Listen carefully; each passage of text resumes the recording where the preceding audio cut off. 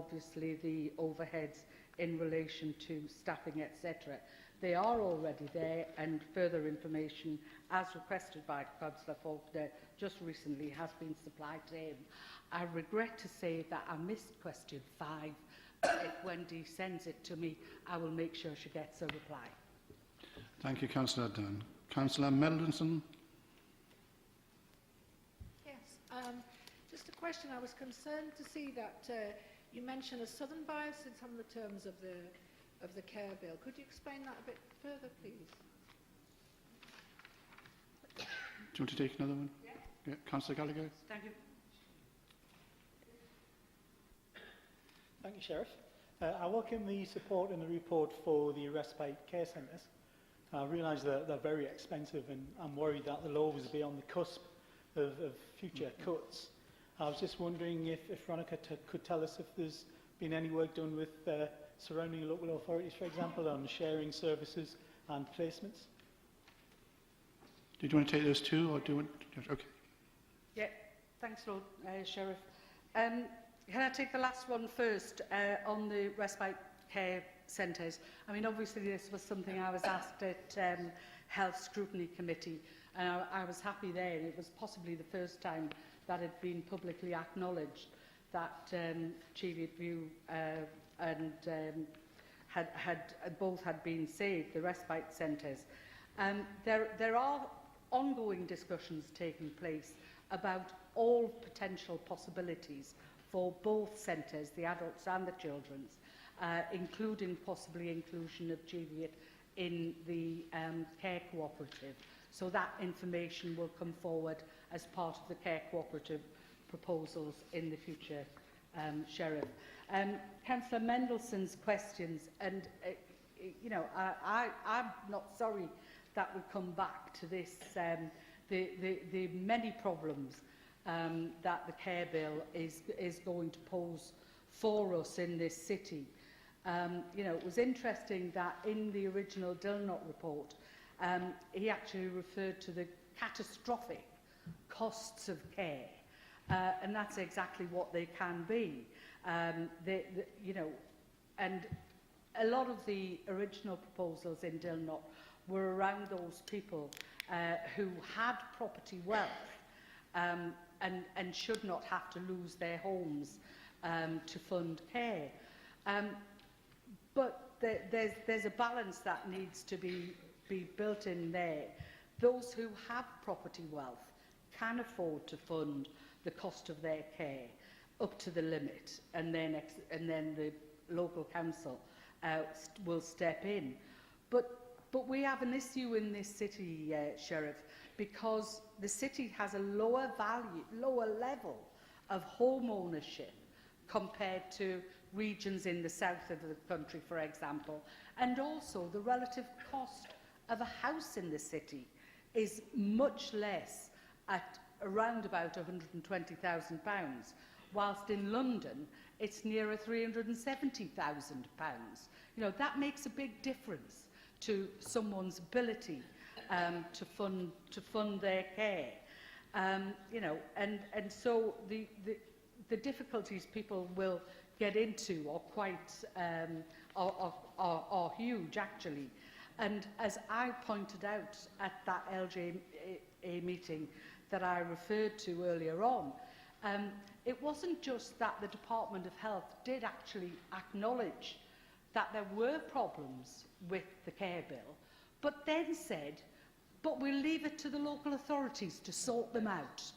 You know, so we have to get them out of a jam with their messed up legislation, and that's very annoying and frustrating, Sheriff. Thank you, Councillor Dunn. Councillor Higgins. Yes, thank you very much, Sheriff. I always feel when I've read this report that I should actually lead a healthier lifestyle, and I'm particularly encouraged to read on page 34 that Councillor Stockdale is promoting dry January, and I'm sure he's setting a good example to us all by following that course of action himself.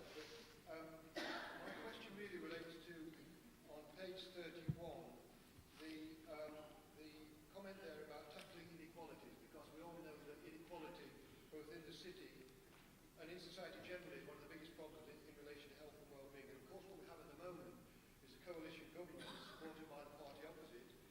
welfare policies are undermining the quality of life and the health of the most disadvantaged people in our community. So I just wondered whether the Cabinet member shares my view that that has to be a priority for how we're going to address that particular issue. Thank you. Councillor Cott's got a question. Do you want to carry on? Councillor Dunn? And Councillor Cott? Did you want to take another question? Yes, you're on, Councillor Cott. Okay, thank you very much. Right, yes, a number of points have been raised. I think it's interesting in your report, one of the things that you mention in terms of social care, in terms of the costs, you mention in your report that you're concerned about the sustainability of the quality of services. Could you explain which particular services you think are vulnerable, why they are vulnerable, and what action the City Council is doing to address some of these issues? Related to that, can you confirm that you actually feel that the local authority does have some responsibility to deal with its own cost pressures? This is an incredibly difficult and complex issue, as we've been talking about, and you know, I don't envy your task in dealing with these issues, because it is very difficult and there's huge costs. But what is the local authority doing to actually deal with its cost pressures? Moving on a little bit into the report, you mentioned a very interesting meeting that you chaired around homelessness and hospital discharge. You haven't said very much about what that was about. I wonder whether you could say something more about that and what actually the outcomes were from that meeting and what strands of work it relates to. Another issue in the report is in terms of the good work that's being undertaken around alcohol, a reduction in alcohol use. Are there specific targets that you're looking towards in reductions of alcohol consumption? What targets are you using? Can you give us some information about that? Thank you. Councillor Dunn? Thanks, Sheriff. Just in terms of Councillor Higgins' question about tackling inequalities, it's at the root of all of the work within wellbeing, care and learning, and particularly within our public health team. And that naturally, because tackling inequalities is one of the Council's 4 priorities. And that's right, and we will continue to dedicate resources to tackling inequalities across the city. Councillor Cott's questions. Yes, I mentioned quality services, and we do provide high quality services in this council. But I would say that they're also subject to very rigorous monitoring of their performance, which is the subject of report on a regular basis in the performance figures to Cabinet, and also Audit Committee take a keen interest in monitoring our performance. It's one of those unknown quantities, isn't it? How to keep going in delivering quality services due to the cost pressures. The answer to how we're dealing with the cost pressures is that that's dealt with as part of the budget process, and it's fully reported as part of the budget process. We've just had Cabinet earlier on today with the launch of the consultation on the 2014 budget proposals for the Council, which are we're having to make even more proposals to cut services in this city to the most vulnerable people in this city, because the Coalition's government keeps cutting our budget. And it's just not fair, and it's not fair on the residents of this city, Sheriff. Homelessness and hospital discharge, it's what it says on the tin. It was about homelessness, and it was about how we can better provide services to homeless people in this city who find themselves attending hospital on a regular basis, going in, coming out, and about making sure that we have a joined-up service to offer those people. I'm about to, well, I haven't fixed up the date yet, but I will be fixing up the date because I've been asked for it, to have a follow-up meeting on that. And I'm pleased to say that one of the organisations involved, the Cyrenians, has been successful in its big lottery fund bid to work in this particular area, and they are keen to work with us as a City Council on that area. As far as targets for alcohol reduction are concerned, I don't have them in my head, Sheriff. I'd be quite happy to make sure that they're sent on to Councillor Cook. Thank you. Thank you, Councillor Dunn. Councillor Schofield.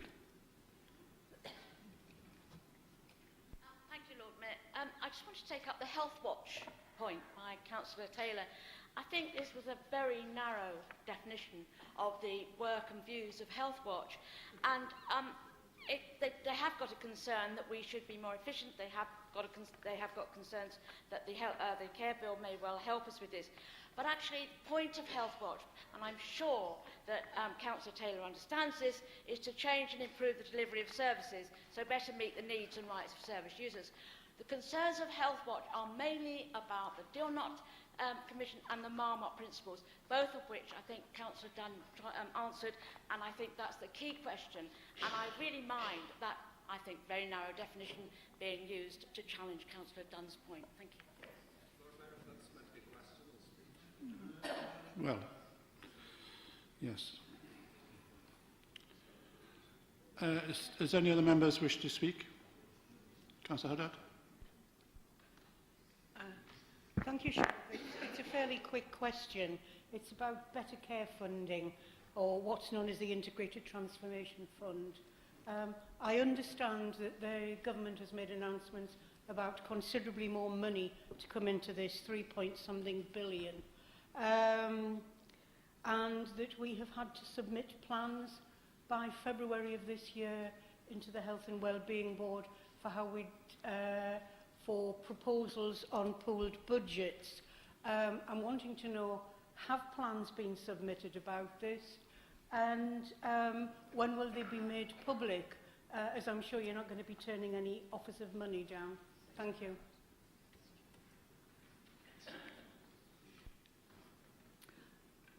I wish I was able to say that the 3.8 billion is new money.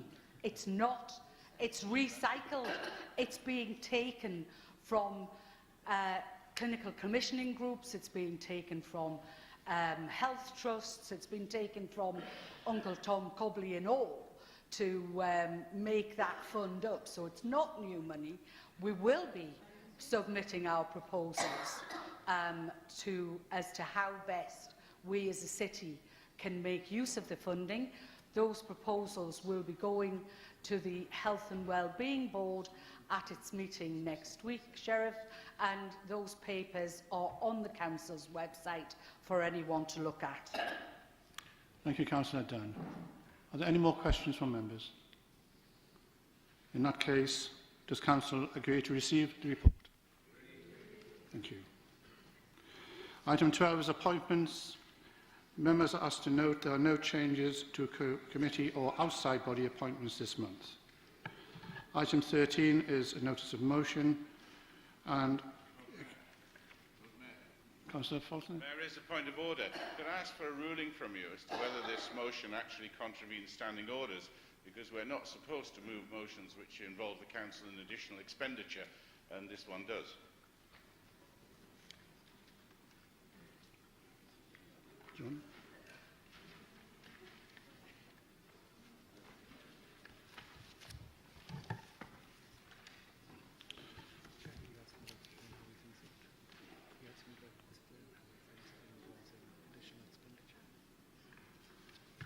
Could you explain that in more detail, Councillor Faulkner? The second of the three bullet points talks about taking some kind of campaign to residents to make some points. I don't see how that can be done without expenditure, and I thought the standing order said that we're not supposed to commit the Council. We can ask Cabinet to consider it.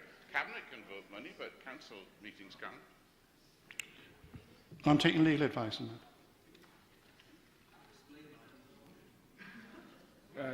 Chair, I would assume it would involve officers' time of officers who are currently employed by the council, and no additional staff would be employed to carry out these functions.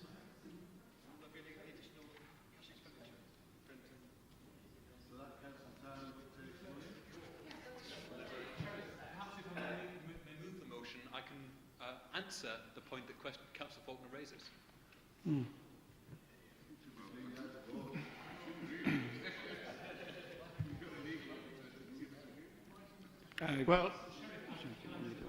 This item has been published on the agenda, which has been cleared by the usual vetting process. It's a bit late for Councillor Faulkner to raise it now.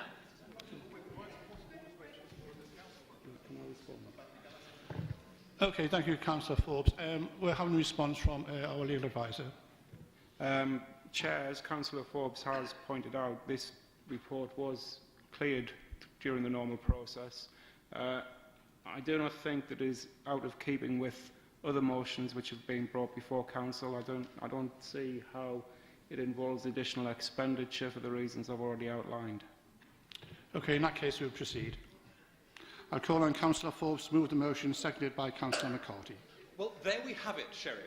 A desperate last-ditch attempt to try to avoid debating one of the most fundamental issues affecting public services in this city. Yet again, no real engagement in these political issues from the opposition, just an attempt to try to stop them being debated. This motion draws attention to a number of significant and really important issues.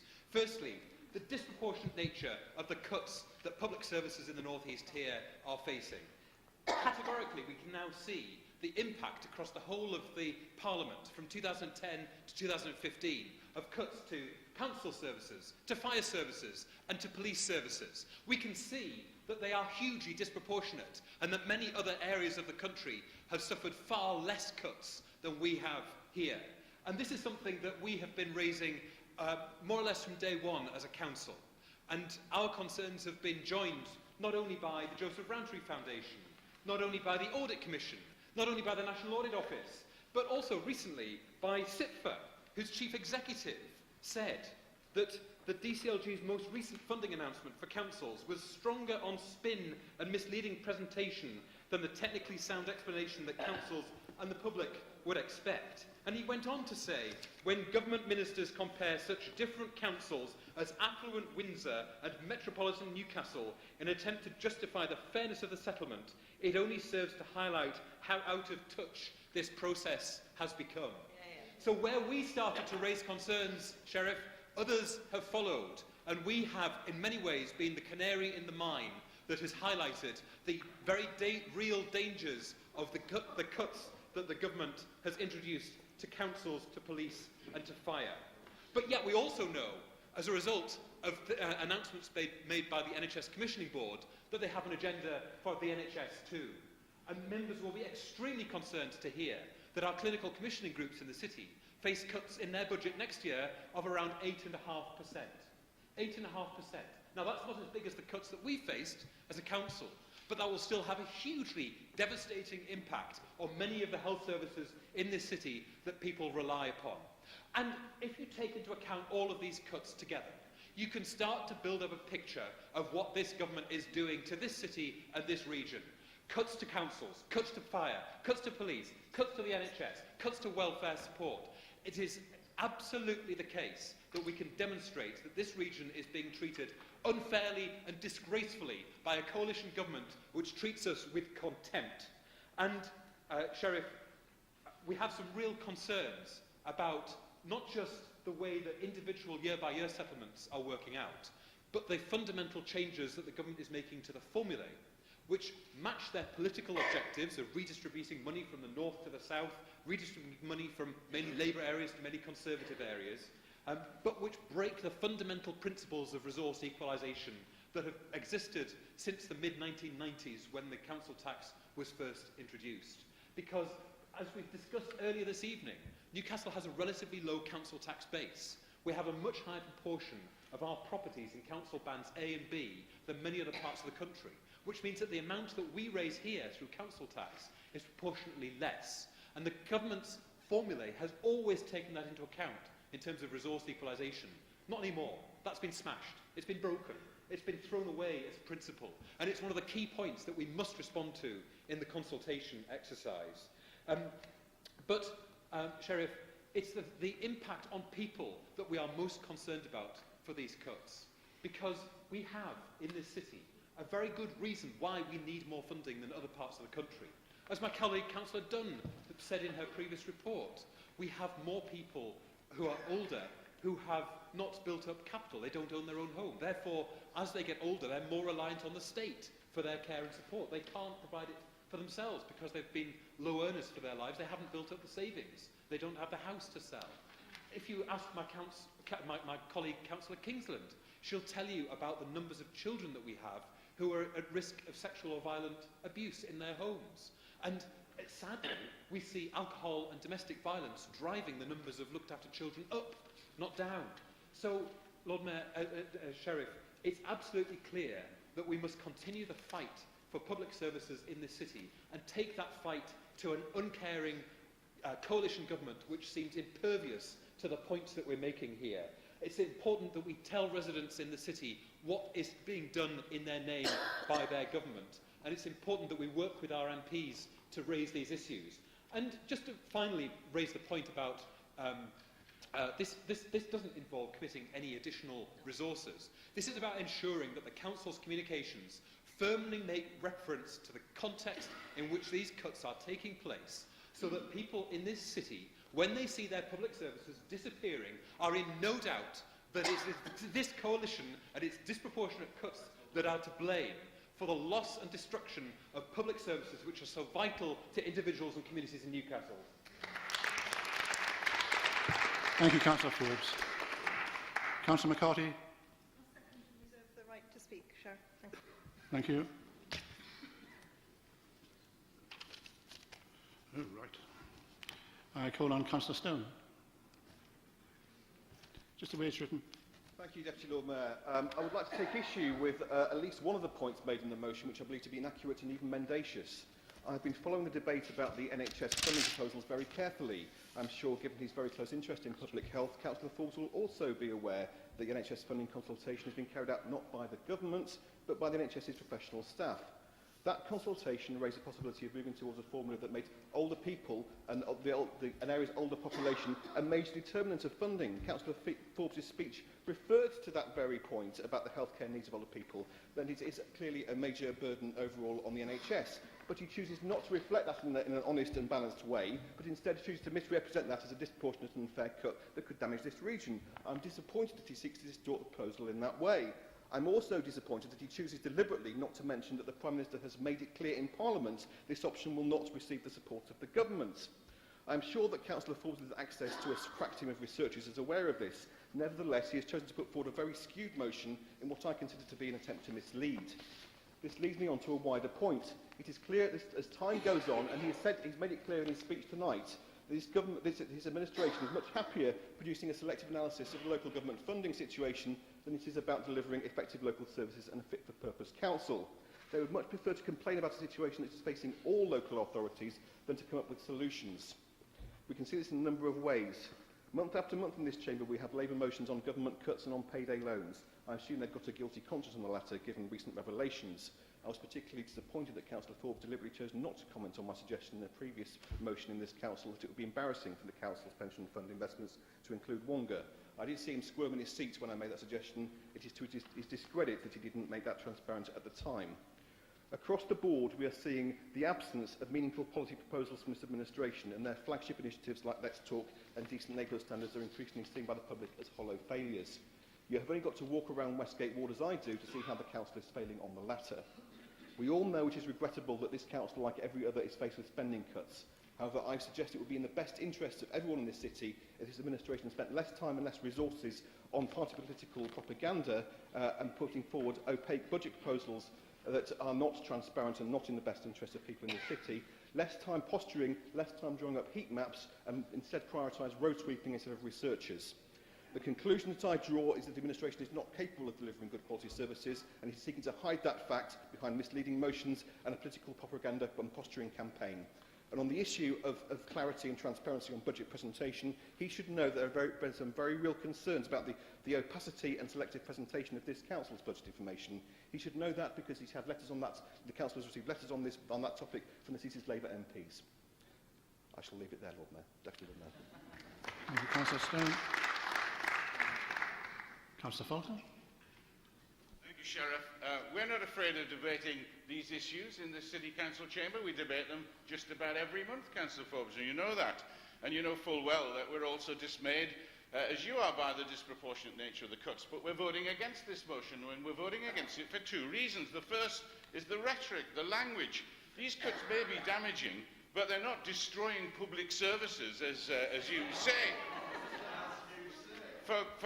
With Councillor Forbes, it's always the rhetoric. It's always an attempt to grab a cheap headline, like his letter to the national press in 2012, where he said there'd be social unrest and the very social fabric of the community is undermined. Instead, the Murray poll just before Christmas, bizarrely in my view, but nevertheless, a Murray poll said that the public services were actually more highly regarded by the public than they were 3 years ago.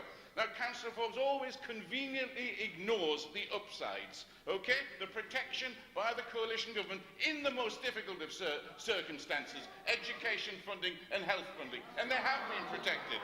The fact that the North East still has the highest per capita funding of any region on total public services spending, even the North West, which is a higher level of deprivation. The increased pensions, putting right the broken earnings link. You're tweeting away at something and not listening. I don't expect you to listen. The extra money for public health, and yes, it is extra money, and it's come to us to spend. The city deal, which Councillor Bell talked about, £1 billion unlocked. The pupil premium, £15.3 million for this city this year. The return of business rates to the city. We've just seen a report that means that's an extra £1 million and a bit pounds for us.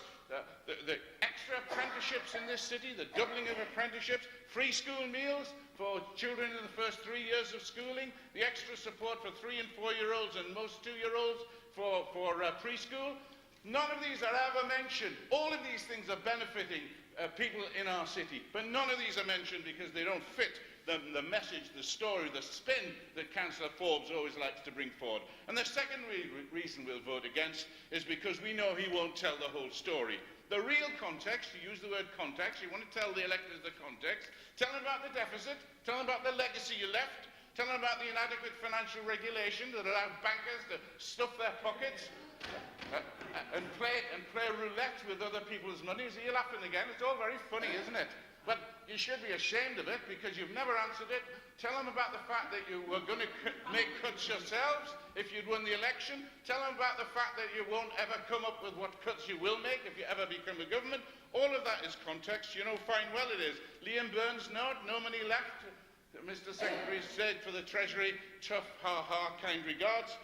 This is the context. I bet your campaign doesn't talk about this context. Will you put that? These are things that you don't talk about because you're embarrassed about. And the truth is, and the real reason we're voting against this, is because we don't trust you to use the Council's communications apparatus, because we know you misuse it, and you are proposing political posturing, partisan spin, political campaigning, paid for by the council taxpayer of this city. It's not right. You shouldn't be doing it. You should be absolutely ashamed, and we're voting against. Councillor Cook. We've heard somebody say that every council faces cuts. That, of course, isn't true. Maybe I misheard it. Just last week, the MP for Newcastle North, Catherine McKinnell, engaged in debate in the House when she found it necessary to point out to Mr Pickles that Newcastle's past funding did not result from some unfair settlement in the distant past, which is now correcting. It is based on need. It's completely untrue that the funding resulted from unfair settlement in the past. These cuts are a political choice of the coalition government, and they are unfair. Thank you, Councillor Taylor. Councillor Cook, sorry. Councillor Taylor. Thank you, Lord Mayor. I'd like to perhaps go over some of the ground that Councillor Stone mentioned on the NHS. Because the fact is that this motion is inaccurate and out of date. If we agreed it, we'd be asking the Prime Minister to justify proposals that aren't going to happen, that aren't even his responsibility, because that's been passed to NHS England. But if you look at the NHS England website, it states quite clearly that the formula will include a specific deprivation measure, that funding for NHS commissioners will rise from 96 billion to 100 billion over the next 2 years, so that despite wider public sector budget cuts, the NHS is being protected from inflation at a time of austerity. And the Chief Financial Officer of NHS England has said we have an absolute duty to tackle health inequalities and to ensure equal access for equal need right across the country. So yes, it's important that we take into account areas where population growth has happened, but the deprivation index is particularly important. Obviously, the clinical commissioning groups are responsible for the majority of local health services, and within its CCG allocations, 10% of the total available funding will be based on a deprivation indicator to reflect unmet need, to enable the CCGs to tackle the impact of health inequalities.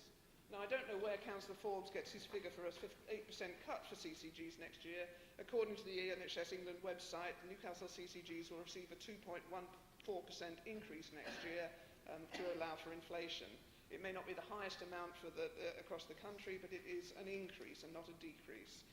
So the motion is inaccurate, and as regards the general point, Councillor Forbes makes it himself. Government seems impervious to his constant comments about the cuts. Surely a new strategy is needed from Councillor Forbes, and continuing to repeat the same things, the many of which we agree with, obviously isn't working. Councillor Lower. Did you wish to speak? Councillor Lower? No. It's Philip Lower. Yeah. Mistake, so we've got an extra speaker. Yeah. Okay. Councillor Todd.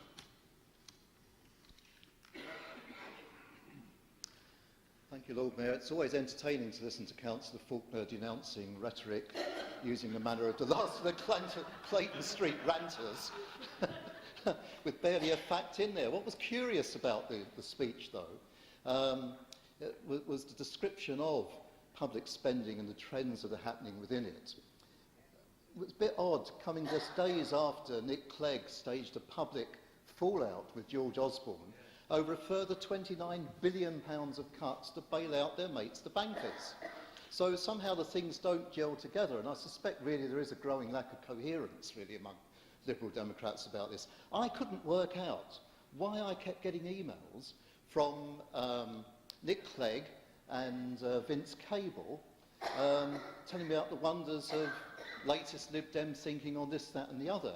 I thought everybody was getting them, but then I was told no, not everybody was getting them by virtue of being a councillor. So I can only interpret this as meaning that their spin doctors have tried to alert them that around the country in the Labour Party, whom they're desperate to get into bed with after the next election, they've identified key opinion formers who will help facilitate through the gate. Well, they're relying on me, mate. No, I'm not letting you in. More seriously, and coming back to the point of the motion, we had a briefing at the cabinet meeting earlier on today from Paul Woods about his heat map, which incidentally is being taken up by local authorities of all colours across the country because it is so obscene, the discrimination and inequalities and unfairness built into the system, and the heat maps throw that up.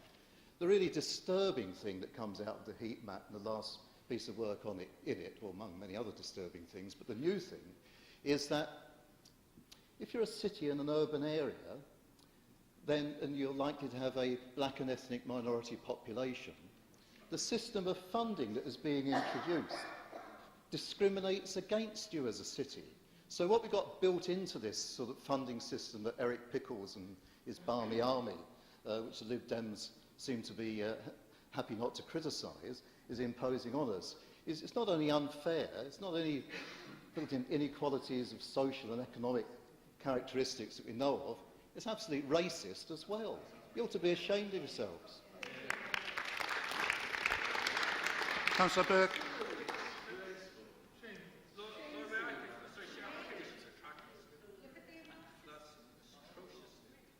Councillor Burke. Thank you, Lord Mayor. I'd just like to say 3 quick points, mainly sort of in response to some of the points raised opposite. The first one is slightly pernickety, but actually the Department of Health budget has actually marginally decreased under the party opposite due to the fact that the NHS and the Department of Health did respond to the government by giving the Treasury a couple of £1 billion back. So in fact there has actually been slight cuts to the health budget under the coalition government. But actually the second point is, I think that we need to look at it wider. And actually the main issues with health spend that we've got, and one of the discussions we've had before with Councillor Dunn, is it's all well protecting the health budget, but actually as a result of that, local authority budgets have been hammered. And actually what we've seen in the local authority, and unfortunately in our budget proposals from 15-16 onwards, we've got the issue of changing the thresholds in terms of adult care, and many other local authorities across the country will be doing that. Actually all we're going to do by the local authority not seeing people and spending money is actually just transfer that burden onto the NHS. So in a way you could protect the NHS budget, but actually be a lot better if we had a mature conversation where actually you could integrate the local authority and the health service to provide better outcomes for people. And the final point I'd like to raise is the issue that somehow this motion isn't valid and that we shouldn't be writing to the Prime Minister. Actually, the Health and Social Care Bill makes it absolutely clear that the Secretary of State for Health has overall responsibility for the NHS. That includes all the bodies that were set up. Therefore, it's absolutely right that the Secretary of State for Health is accountable for health, as acknowledged in the law, and therefore, as the Prime Minister, as the head of the government, who's responsible for the whole government across there, it's absolutely in order that we should write to the Prime Minister expressing our concerns about the orders of any NHS body.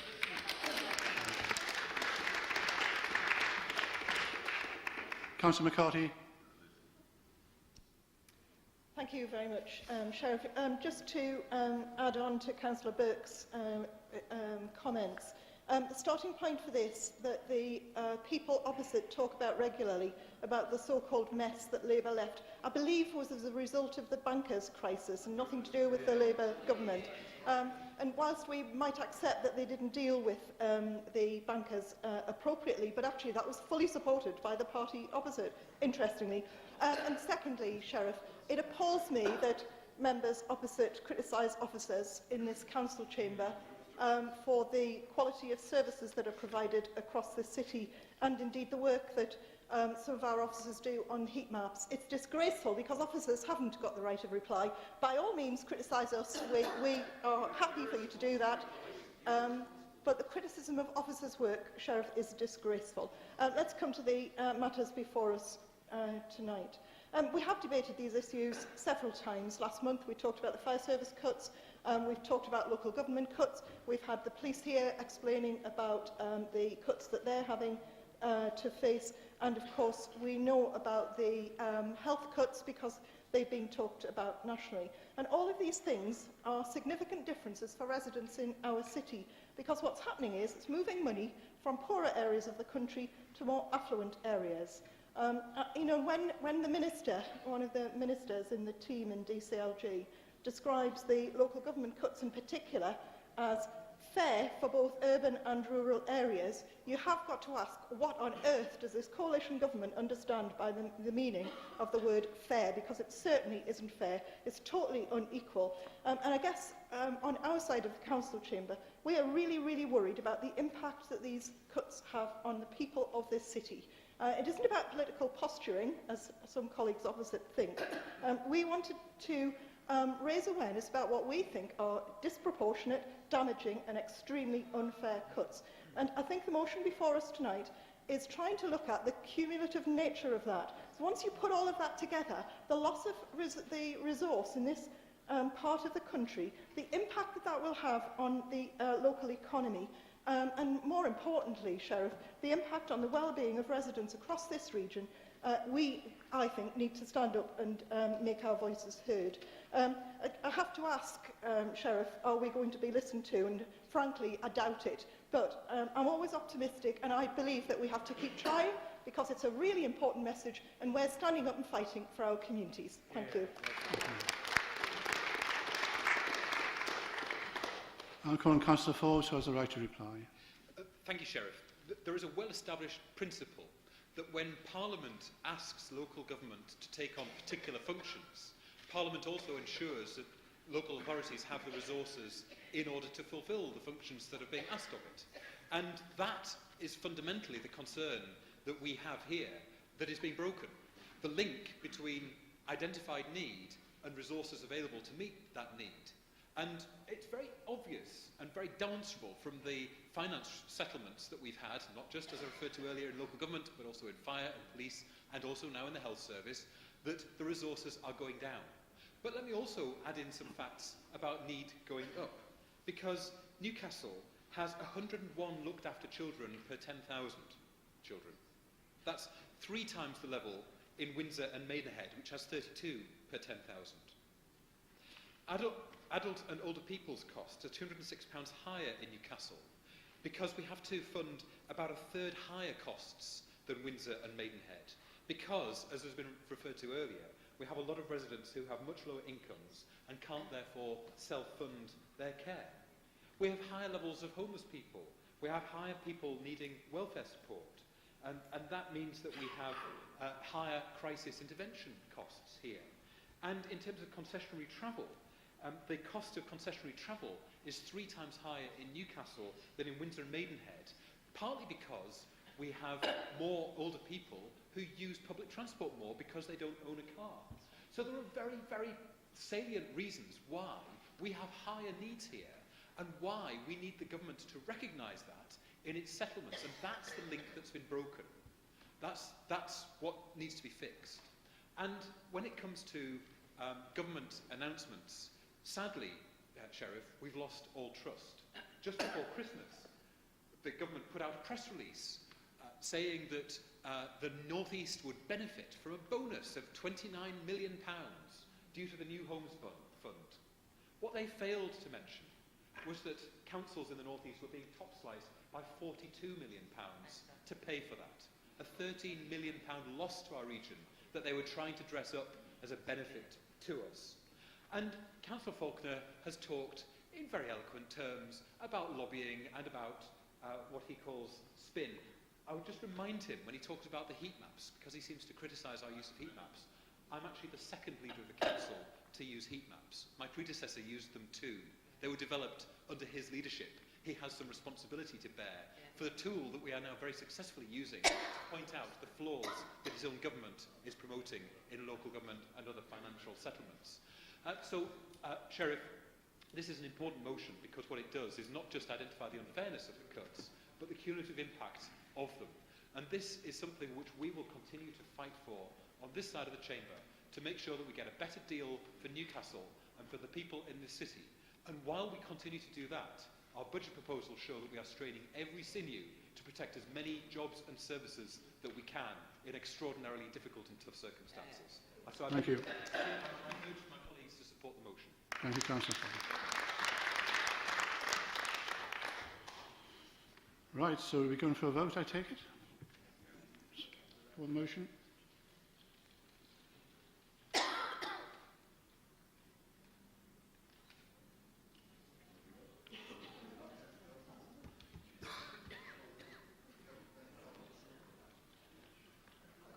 Trouble with the IT?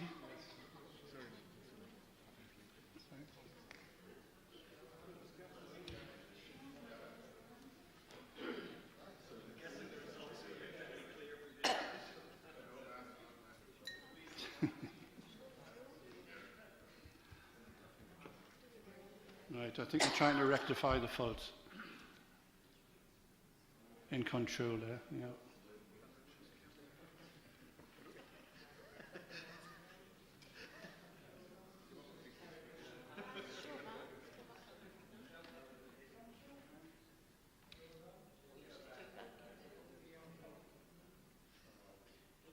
Well, the gremlins are certainly into it.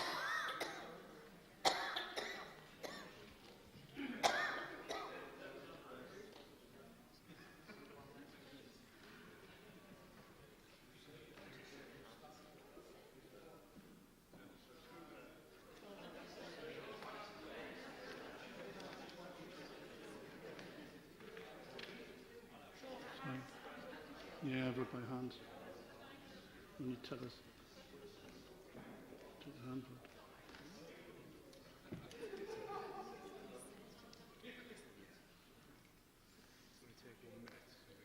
One minute, yeah. So we're going to take 1 minute to reset, so we'll not have to have a hand vote.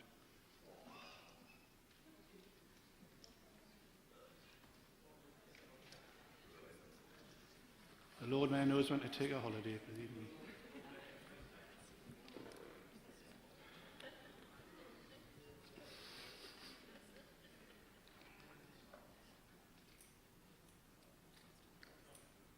Or maybe it's 2 minutes.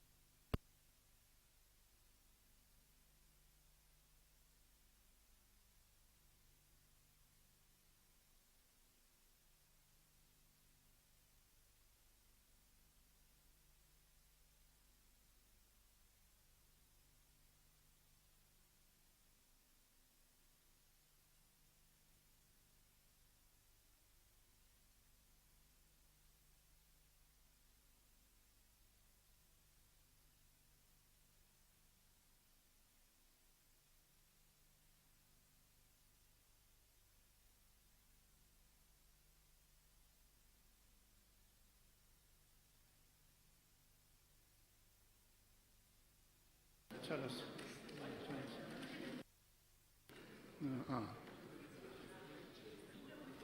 Yes. Thank you. We're ready to go.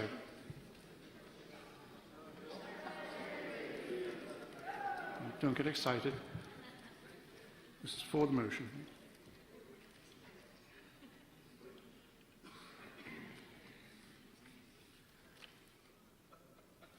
All done. Yes is 40, no 24, no abstainers. The motion is carried. Thank you.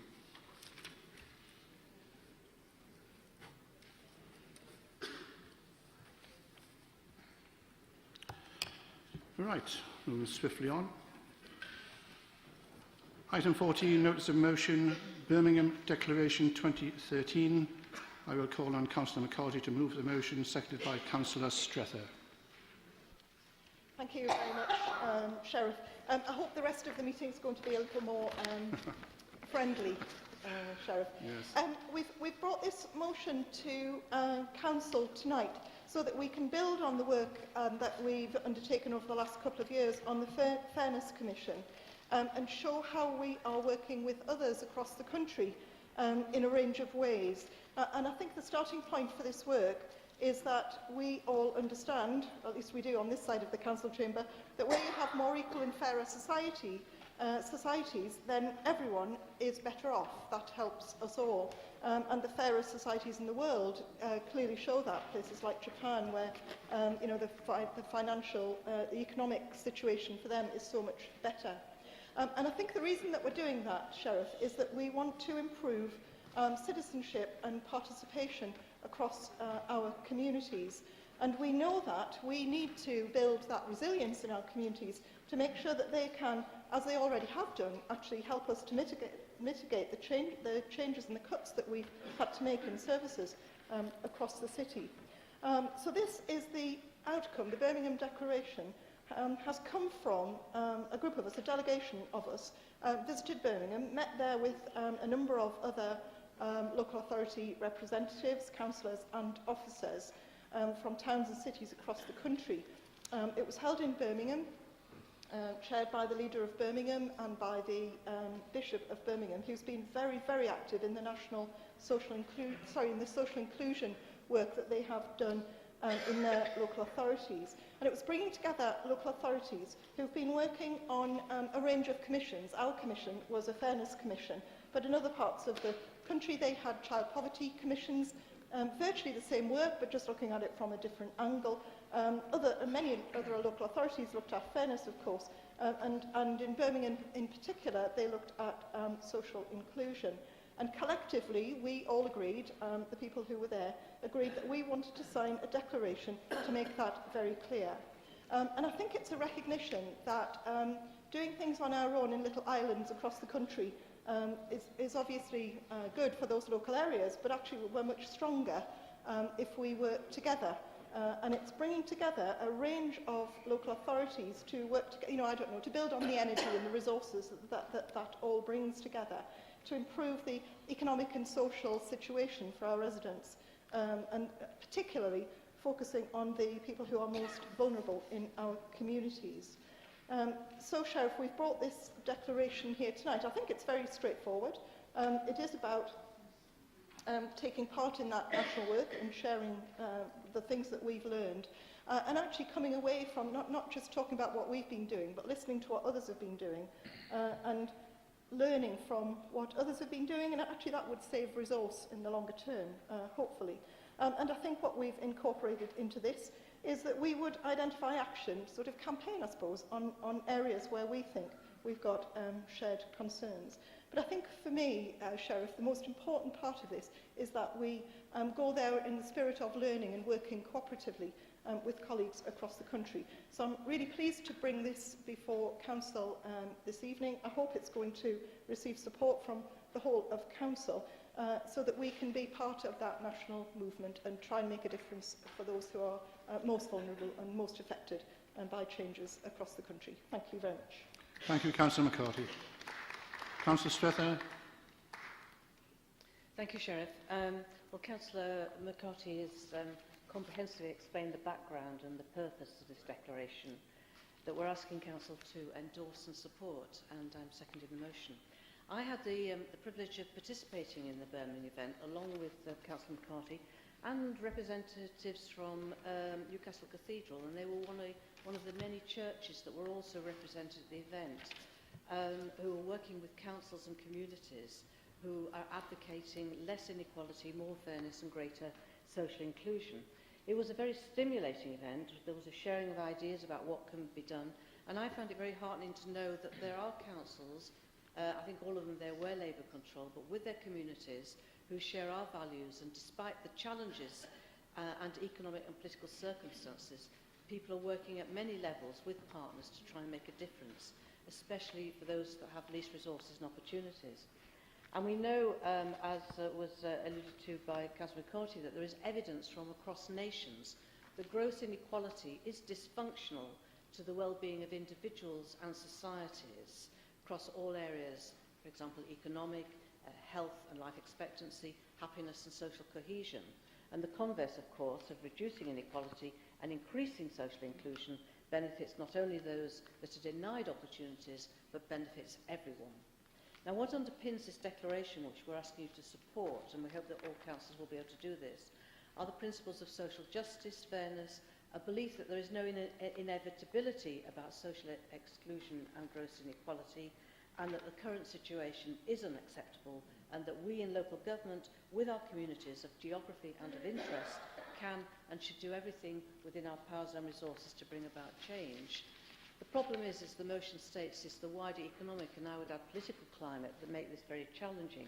We've discussed at length tonight about the local government settlement, which is profoundly unfair to Newcastle, and we do welcome the Lib Dems' offer earlier this evening at the Cabinet to make representation to try and mitigate some of the worst effects of that. But I have to say, the reality is that the parliamentary Lib Dems are legislating and introducing policies that are hitting the socially excluded very hard, and that despite the rhetoric, they vote every time with the government, and especially regarding social security cuts, and say they're going into the same lobbies. We're now facing 12 billion more cuts to benefits, which will, the commentators say, will hit children, disabled people, and homeless young people most.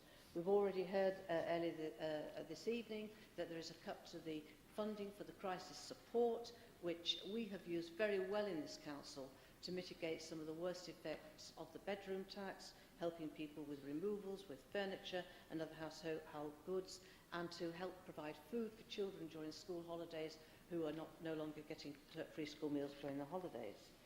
So many families are feeling very financially pressured, and we think there's a lot we need to up our game. There's a lot more we can do despite these very difficult circumstances, and that in this context we have to be very creative and double our efforts. So therefore I urge you to support this declaration and the work that we have been doing so far to reduce social exclusion and promote more equality. Thank you, Councillor Strither. Councillor Kane. Thank you, Lord Mayor. Sorry, Sheriff. I get dazzled by the gold. I keep getting promoted. I'm very glad that Councillor McCarthy's brought this to Council today, because I'm not sure if anybody knows, but it's Fat Cat Wednesday. So happy Fat Cat Wednesday to you all. And what that means is, according to the High Pay Commission, that the average FTSE 100 chief executive already today in 2014 has earned more money than the average worker will all year, which sort of puts it nicely in perspective.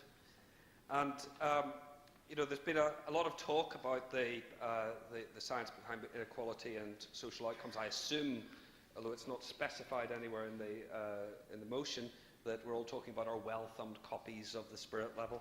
Although I do think Councillor McCarthy should find a better example than Japan, because it is a country which is having terrible economic problems, and when it comes to social inclusion, the sexism rife in Japanese society, I think, is one that is not one to be promoted. And of course, the Spirit level makes this convincing argument that if we keep countries with lowest inequalities tend to have better social outcomes, apart from suicide for some reason. Suicide levels tend to buck the trend. I don't know why that is. I don't tend to understand it.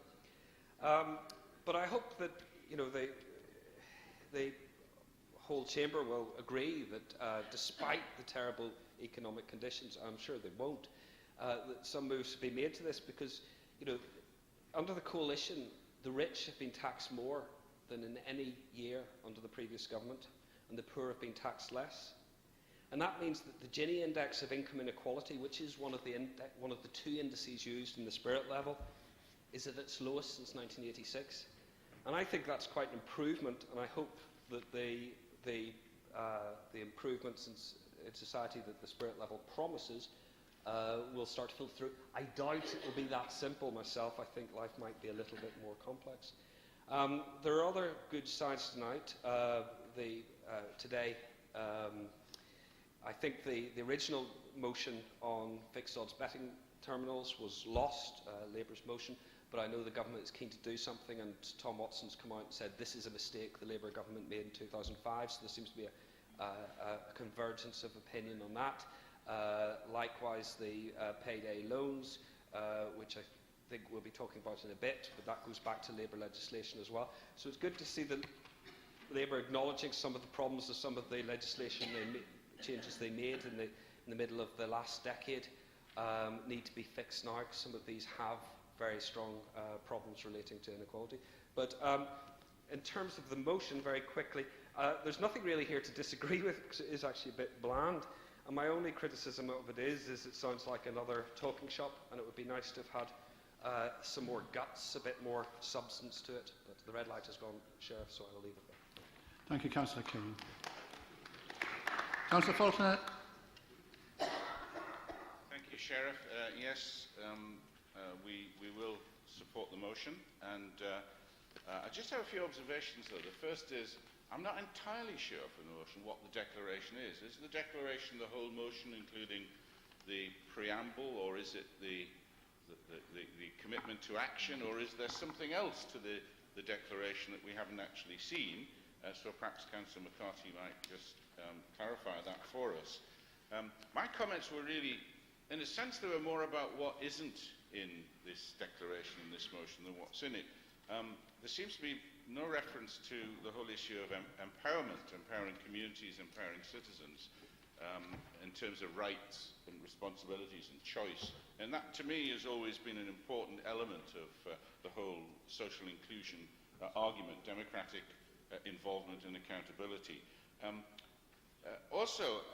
Whenever I've thought about excluded communities and excluded individuals, I've thought of the excluded by poor housing, and actually I think in many places the level of housing, although there's much to be done, is improved. I think about them being excluded because of them living in unsafe neighbourhoods, and I think there's a lot of evidence that community safety has improved and crime has significantly reduced. I think of people excluded because of educational underperformance, and I think there's some considerable progress being made there. I don't fully understand whether social inclusion is also meant to include the concept of economic inclusion. They're different but related, but I do think that improving skills, additional apprenticeships and so on and obviously increasing the availability of jobs is an important part of inclusion as well. But when I was younger, when I first got interested in politics, this debate about equality would have been about one thing and one thing only. It would have been about the nature of taxation and whether we have progressive taxation or not. And I think that's probably true of sort of many of the older Labour members there. The debate was always about taxation and redistribution.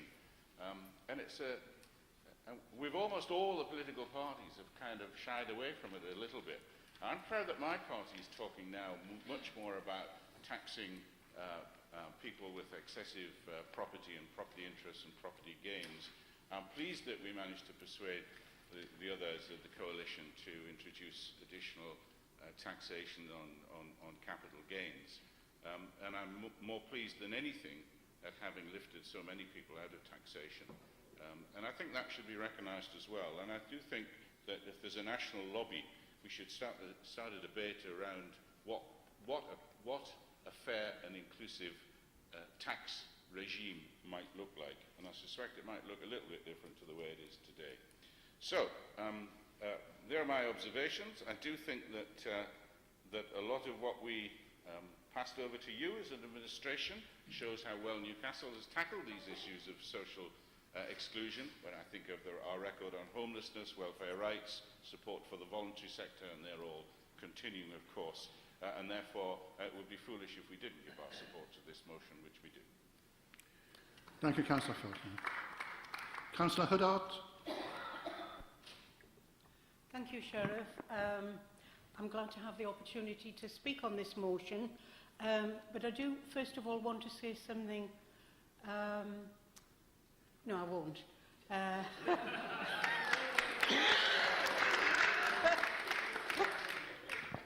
Actually, I will. It was Nigel Todd's getting emails from Nick Clegg and Vince Cable. Well, for some reason, I've started getting them from Martin Callanan, which is even more scary. Yeah. I do want to look at some matters, some further clarification, like David, is about why this declaration's appeared now, and to raise some questions about the nature and the value of the Birmingham Declaration. I was interested to note that representatives from 16 towns and cities out of a possible 950 towns and cities attended, so I'd be interested to know why the other 934 other towns and cities failed to send delegates. I also I think Council should note some of the reasons why Birmingham decided to hold such a meeting at this time, because anyone with any knowledge of the city would be aware of the ongoing criticisms relating to the lack of social cohesion in that city. And I speak as somebody who's worked there and has direct experience of many of the problematic issues that beset this large city, where groups just don't talk to each other. If I can illustrate that, the council leader, Albert Ball, recently announced another restructuring in social services and a further £10 million to be pumped into to remove what he called silo thinking and practices within the city. I also think that Council should be aware that Birmingham's Children's Department has for some years had a series of extremely damning Ofsted reports which have condemned it as being both inadequate and a disgrace. They've had 23 serious case reviews, as well as some high-profile inquiries into child deaths, and their own Director of Social Services, who recently said he cannot guarantee the safety of children, and it's currently under threat of being taken over, and it's got dozens, if not hundreds, of vacant posts in both children and adult social care, and is currently offering to pay £42 an hour to social worker applicants, which is more than double the national average. So that's a little bit about the background as to why Birmingham might have felt it necessary to have this. The other matter I want to draw Council's attention to relates to the Birmingham Declaration. Now, a quick internet search, to be sure that we're conversant with the parameters of this one, reveal a series of Birmingham declarations, which shows they're not strangers. They're doing it all the time. They've got declarations on tobacco control, on the development of high speed 2, on climate change, same as we have, compliance with requirements to eliminate mixed-sex accommodation, and another one on digital Birmingham and coffee Birmingham, where they try to get independent coffee shops to sign up, and even a declaration of war on Chinese lanterns. Councillor Huddart, what? could you wind Yeah. up? Right. Sorry.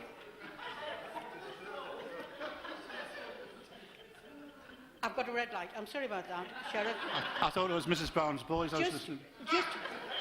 Just to say in conclusion that Birmingham do have form on declarations. However, if you want to read this council's vision document, you will find that we have a social inclusion strategy, and we contributed to the national one and to the Eurocities one, which Birmingham has now copied because they took over where we left. So it isn't anything new, right? I'm just sorry that Councillor McCarthy didn't mention that there is a new European Commission social investment package and the Lisbon Treaty, which this is part of the development across 28 states. Thank you, Councillor. We haven't got a problem in signing up to it because we're already doing it. Thank you. Councillor Saladis. Thank you, Sheriff. I'll take up some of the comments made by Councillor Huddock to say, again, searching for signatories on the internet of the Birmingham Declaration, it was very difficult to find anything, unlike, for example, the 300 cities and towns which signed up to the Nottingham Declaration, or the Covenant of the Mayors, or whatever. I mean, I'm not knocking this motion. It's motherhood and apple pie. It's an important issue. It's something that's, that we do need to take action on. We already are taking action on. It's unobjectionable, if rather, identikit clearly being dropped into, without any real context for our city, which is a bit of a missed opportunity, I think, to promote this important issue. Taking up the point made before, I mean, I do hope this isn't a party political thing where, indeed, a Labour councillor over there, who I can't remember who it was, they mentioned that they were all Labour-controlled councils that made this declaration. But, I think, again, it's not, we need to get this agenda adopted across the political spectrum because it is an important one. I'd just like to take up in a bit more detail what the government has been doing so far on this issue. As has been stated before, we have cut income tax for the lowest paid. We have increased a number of taxes for the most well-off in the country. We have relinked pensions to earnings nationally, so that pensioners are actually, people receiving the state pension are actually being largely protected. We have brought in the pupil premium, which is bringing £15 million a year to this city for the least well-off pupils. So these are all things that the government is doing, and it's in fact all three of those policies were Lib Dem policies nationally, which are being delivered, which have been achieved, and so we're very happy to support this motion. I just wish it had been a little bit more ambitious, perhaps, and a bit more targeted to this city. Thank you, Lord Mayor. Thank you, Councillor Solidas. Councillor Cott, I don't know if there's anything left to comment on, but you're welcome to try.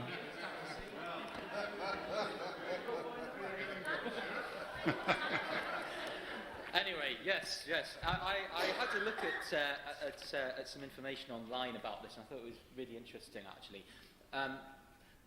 All of you will know that I'm a great fan of collaborative working between different authorities, and I think this is the kind of thing that I'm very comfortable with. 'Cause in essence, that's what it's about. I was a bit worried when I first looked at the motion, however, because it seemed to just repeat things that were already happening, things that Councillor McCarthy's discussed in this chamber, things that we've done in the past.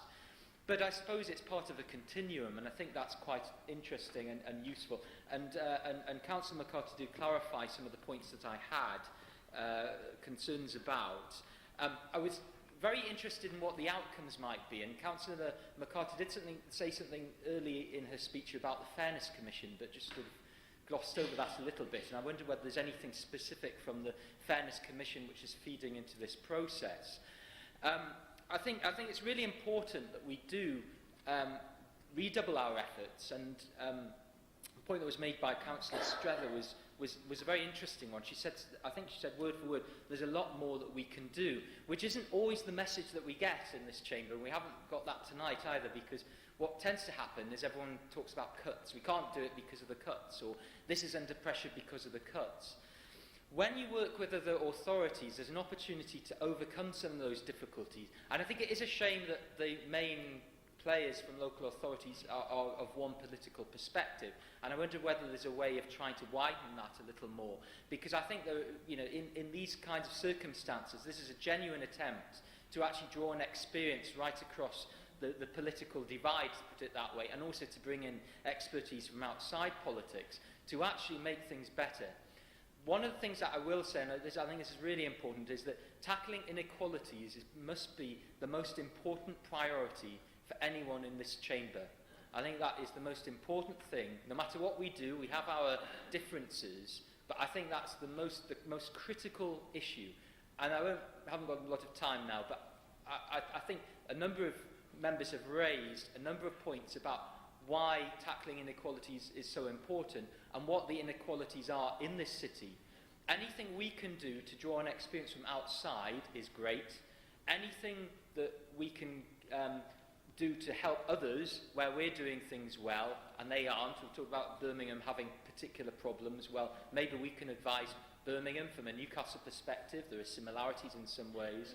Maybe we can do that. All that will be really important. And I hope this is very successful. And I hope that signing the declaration will make a difference. And it doesn't just become one of a long list of initiatives that the Council signed up to, which doesn't necessarily lead to any outcomes. Outcomes are important, not the signing of the declaration. It's the outcomes and the tackling of inequalities, which is a significant issue. So thank you very much, Lord Mayor. Thank you, Councillor. Councillor McCarthy, did you wish to reply? Thank you. Can I thank colleagues across the Council Chamber for that? I'd like to start off by saying that the Birmingham Declaration, actually I was going to quote from Councillor Kane, who talked about it being bland, because actually when we first received it, I probably shouldn't say this in the Council Chamber, when we first received it, I think that was the language we used, that actually we didn't think it was strong enough. But the problem that we've got is that when you're working across a range of local authorities, you've got to work on the basis of your common denominator and what others are willing to sign up to. And whilst we might want to go much, much further, and be willing to go much, much further, you've got to take everybody with you, which is what I think everyone has spoken about tonight, about in terms of learning from others. And I do think, Sheriff, that the important aspects of this is it is about what local authorities can do, what cities can do, what boroughs can do. And, it isn't really about things like taxation, because yes, we can influence and we can talk about that with governments, but it was much more about what local authorities could do with the resources that they've got to hand. And if something is being piloted in one part of the country, that others of us don't pilot the same thing, that we learn from that. And if it works in one area, assume that it's going to work in other areas. So I kind of accept the criticism that there's not enough substance, details of the way this was working. And unfortunately tonight we don't have time to describe in detail the way the symposium worked, but it was a range of about a dozen discussions around tables covering exactly the issues that colleagues have raised across the council chamber around housing, empowerment, rights, choices, wealth, thinking about the economy and what we can do about that. I don't think I'll go into details in specific, Sheriff, about the issues that colleagues have raised tonight, bar to say that thank you very much for those comments. We won't be doing things unless they result in outcomes, because that we haven't actually got the capacity to do that. So, we will definitely be looking at what difference we can make. And I think we'll consider the issues that have been raised as part of our discussion about how we deliver on this declaration. And in answer to the colleague who asked which bits weren't part of the declaration, I think the bit that Council notes, I think that's the only bit that's not part of it, because that wasn't, that was only to make sure that Council tonight understood where this had come from. And I think that's the only bit we've added into it. The rest of it is the bit that we're sharing overall. So thank you very much, Sheriff, and thanks for the support across the Council chamber. Thank you, Councillor McCarthy. Is the motion agreed? Thank you. Item 15, notice of motion, councils to back the charter to stop the payday loan rip-off. I will call on Councillor McCarthy to move the motion, seconded by Councillor Allison. Thank you very much, Sheriff. I'm really pleased to bring this before Council this evening. We are joining a kind of campaign, I suppose it is, with colleagues in Citizens Advice, in a range of the debt charities, with the churches, and with MPs from every party to support the Charter to stop the payday loan rip-off. We know this is a real issue in our communities. We are hearing that the growth in the economy that the government seem to be so proud of is due to higher personal debt and the fact that people are spending, and that is of huge concern to us.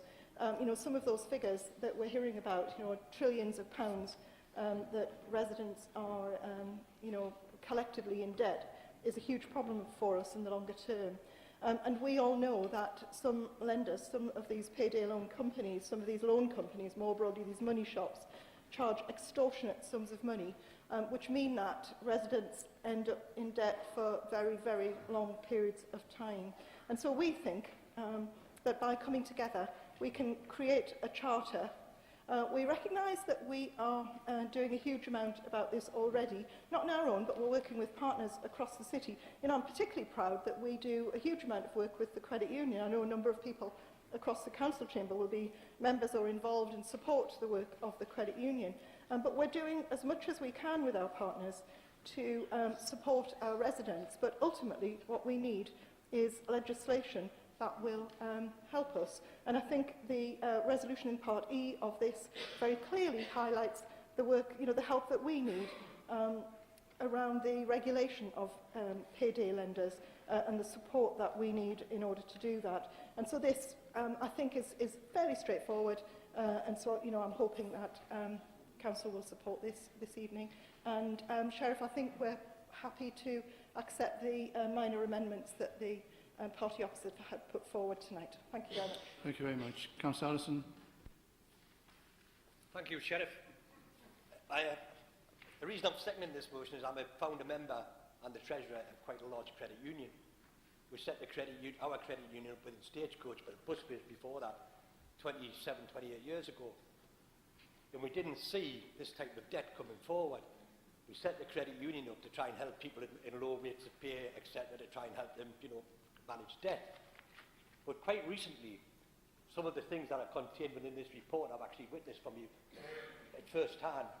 We actually had a person came in to see us at our depot in Sunderland at the office who wasn't a member of the credit union, but he got in a little bit of debt and unfortunately went to see a payday lender.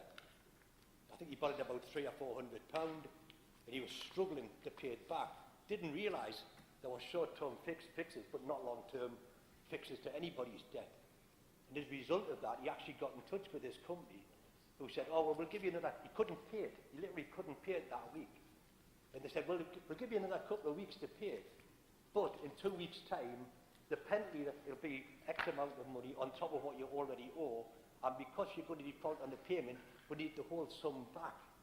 I mean, this guy was actually in turmoil. You know, 2 or 3 weeks before Christmas, he's got into this debt, he cannot pay it. They're asking for a huge amount of money back, increasing every day that he hasn't paid the money back. We are fortunate enough with being a workplace credit union that other colleagues sent him in our direction. We managed to bail him out, pay off the debt for him, and reduce his outgoings quite considerably. We're lucky, as I say, because we are a workplace credit union, word of mouth gets around.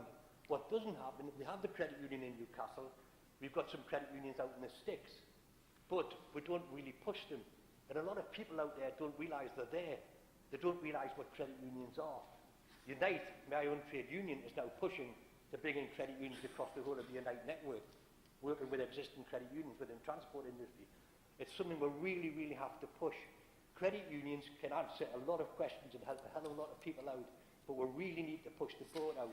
I saw on an email that came in tonight, there's a conference taking place in Darlington, I believe on the 28th. And I don't know if I can get there, but if I can, I'll try and get there. I'll encourage as many members to get there as they can. And we have to open doors to our buildings to support existing credit unions and get them into the local communities, get these payday loan shops shut down if we can, get credit unions more active in these places so people can get out of this debt. Just one other thing, I remember bringing something a few years ago about loan sharks. I remember legal loan sharks. It's not just payday lenders, this is Providence, Bright House, where people are getting absolutely ripped off by buying things that are way exorbitant prices, exorbitant interest rates, and we have to do everything we can to stop it. And I fully support the motion, Lord Mayor. There, Sheriff. I found myself nodding there. I know I should be neutral, but... and we are accepting the amendment because party support. I call on Councillor Hudder to move the amendment, seconded by Councillor Faulkner. Thank you, Sheriff.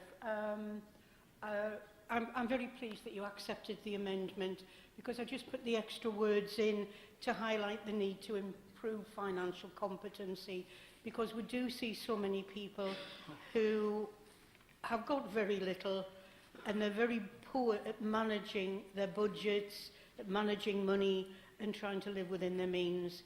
And I would say, because David actually raised this, financial stability and security is a key element of ensuring social inclusion.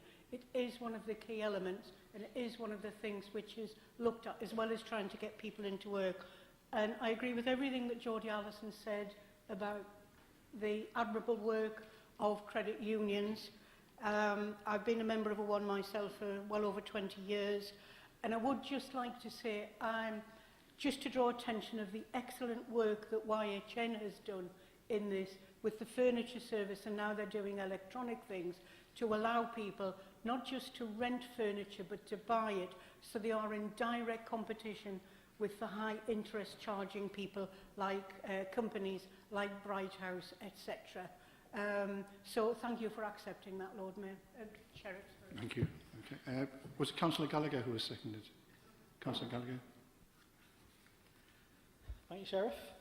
Well, I'm pleased to second the amendment, like formally seconded. I'm glad that the amendment's been accepted over that side. I think, as we all seem to be in agreement, I think the only sort of half political point I'll make is that one of the reasons why we're seeing this explosion of payday loan companies and what have you is due to the Consumer Credit Act in 2006.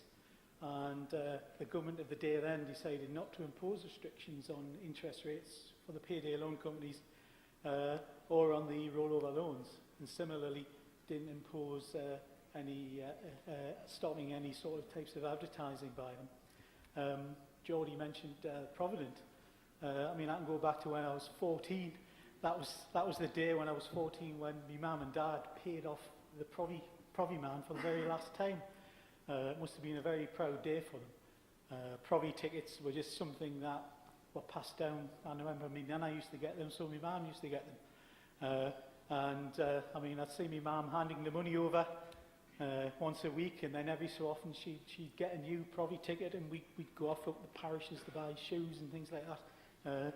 So I well remember. So one thing we shouldn't forget is that these sort of short-term loans have been going on for a long time, getting a lot more publicity now, and the various acts that have been passed in Parliament have facilitated a growth in them. But we have seen these huge amounts of interest being charged to people, particularly those on a low wage. Now, incidentally, my wife told me that her first loan she ever got was a £100 Provi ticket, and she had to pay back over £150 on that. You know, so that was, well, it was some period of time ago anyway. And I checked on the Provi website today as it happens, and to get a £100 loan, you're charged 1,294.3% interest. You know, so it's obviously we need to do something about it. I mean, the Bank of England sets a minimum base rate. Why can't it set a maximum lending rate, for example? You know, why can't we have a maximum amount of money you need to pay back on a loan? So if you borrow £100, you can't pay back more than £150. You know, something like that. And the other thing we need to do, of course, is to educate the young people in the schools. I'm pleased to see that the government is sort of enacting some legislation on this.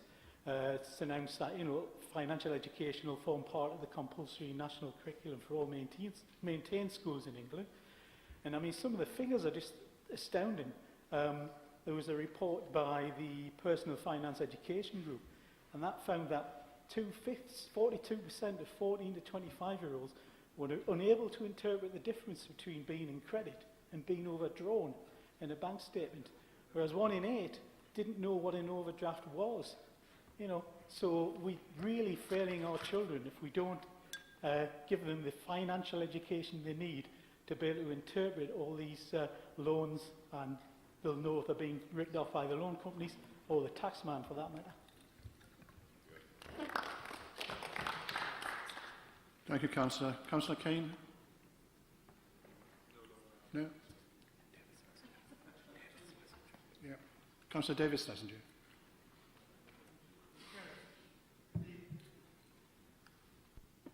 Have been well made.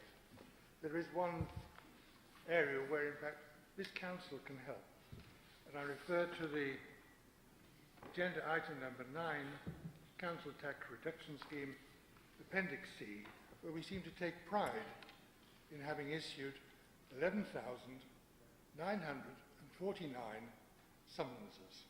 Now, each of those summonses will go on Experian record and will preclude most people, most of those residents, from obtaining a much less expensive loan elsewhere. We need to look very carefully at whether we should have issued, whether we needed to have issued 11,949 summonses. Now to Councillor Session, that's, yes, food for thought. Councillor McCauley, did you wish to reply? Yes, please, Sheriff, if I may. Two things. Councillor Gallagher raises the issue about financial capacity building in schools, which I think is a really important issue. And whilst a bit of it is in the national curriculum, most of it is in the non-statutory curriculum. So we need colleagues' help. You know, when young people came to talk to us about improving the quality of the broader education, not the kind of core curriculum support, the life, thank you, Hazel, the life skills side of it, a couple of council meetings ago, that's one aspect of the work that they would want, and unfortunately it's not, most of it is not part of the statutory curriculum. And indeed the issue that Councillor Schlesinger raises, Sheriff, about the number of summonses that we have issued, I think we're trying to address that, as some colleagues will know, because we recently approved a corporate debt policy, and trying to bring all of that together will mean that we're working more collaboratively across the council and not sending several bills to the same family that they actually can't afford to pay, and we'll actually work with families to try and support them in order to you know, to do the best we can really to help them meet their needs and their debts. I think just to thank colleagues, Sheriff, across the council chamber for the support for this, the general thrust of this motion. Thank you very much. Thank you. Does council agree to accept the amendment? Thank you. Item 16, notice of motion, Nelson Mandela. I will call on Councillor Faulkner to move the motion, seconded by Councillor McCarthy. Thank you, Sheriff, and thank you to Councillor McCarthy for agreeing to second it. Sheriff, I suppose millions of words must have been written or spoken about Nelson Mandela in the last month since he passed away. And in a way, I'm not really looking for us to spend a lot of time adding to those words of tribute particularly. But I just hope that everybody here would agree that there was something so very special about this man that inspired people in every country, in every community, that we should here try to find some way of recognising, of helping to keep his memory and his legacy alive in this city, which did honour him during the time that he was incarcerated. And I kind of asked myself the question, well, of all the people who got freedom of this city of Newcastle, you know, why pick one out to do something extra, something else in his memory, in his name? And I suppose the answer is that most people who we honour with freedom of the city offer some achievement, some significant achievement. But in this case, I think there's a bit extra. It's not just what he did as a freedom fighter, as a nation builder, but it's about the values that he stood for, the values of compassion and generosity and reconciliation that I think I certainly, in moving this motion, would like to have recognised. If Council agrees the motion, as I suspect it will, I've got no fixed view about what form of recognition that might take. We've followed standing orders, Sheriff, and left that as something for the Cabinet to decide in case there's a financial commitment involved. But I wasn't particularly thinking myself in the sense of naming a building or a room or a road or anything like that. I was thinking about more recognising those values through others, individuals or organisations who exhibit those kind of values and aspirations themselves in what they do in this city. So it could be for an individual or an organisation, it could be for a young person, it could be something that creates or builds upon a link that we have with South Africa. It doesn't have to be annual, it could be something somehow linked to a Lord Mayor's award. It could be linked to what we just discussed, the Birmingham Declaration around inclusion and cohesion. It could be one element for us, and I'm more than happy to leave it to the Cabinet, although it would be nice if the Cabinet seeks the views of other members and perhaps of organisations and agencies outside the city who might like to be associated with whatever you decide to do. Thank you, Sheriff. Thank you.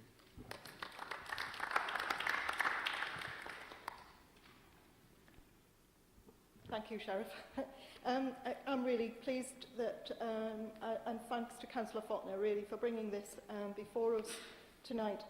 It was my predecessor, Amanda Ward-Baker, some colleagues across the Council chamber will remember, went with Joan Lamb in 1993 to meet Nelson Mandela, and she was a black woman, a black councillor, first black councillor, I think, in the city at that time. I mean, she was completely blown over, you know, by meeting him, by the things that he was saying in that event in Glasgow. Some of us, I know some of my colleagues, because we've been tweeting about it, have been to see the film, the Mandela film, which has just been released, which I think is a fantastic view. You know, I think the acting in that is absolutely fabulous and tells us about the struggle that this man had. And I think the thing which hits you most is the fact that he bore no grudges to the people who kept him in prison for all of those years and you know, earned their respect because of the way he worked, even though obviously he was treated really badly, as he would be as a political prisoner. I think it's difficult, and I think Councillor Faulkner acknowledges this, it's difficult in these times of austerity to think of something which is fitting, but I would like us to work across the whole council to try and find a means of marking this. You know, we have done the very best we can by giving Nelson Mandela the freedom of the city. You know, that's our highest honour, really. But I think if we can do something which feels appropriate and recognises the financial constraints that we're in, I think that would feel appropriate. So I think we're very happy to support this motion. Thank you, Chair. Thank you, Councillor McCarthy. Councillor Packham. I think everybody's agreed that we should do something. I think we should be quite visionary and establish a Mandela Trust with the view of transmitting his message to the future generations to come. Because we've had the radicalisation of Islam that was mooted years and years ago, And Mandela, whatever he is, whatever he stands for, is the universal message which goes across races, classes, religion. He's a man for our century. I don't think it's impossible to raise money for such a universal figure if we have a group which unites people both within the council and outside the council. We have very generous charities, trusts in this city, and people from all over the city can contribute in whatever way they like. But we have to keep the message going for future generations. Thank you, Councillor Packard. Councillor Cott? No? Councillor Faulkner? Sorry, Councillor Solidus? Just a brief one, Sheriff. In 1993, I was actually in South Africa, and I found myself in hitchhiking past Nelson Mandela's village, as it happens, and it was in an area where I'd been told by the white people that I met, if I go there, I'll be murdered.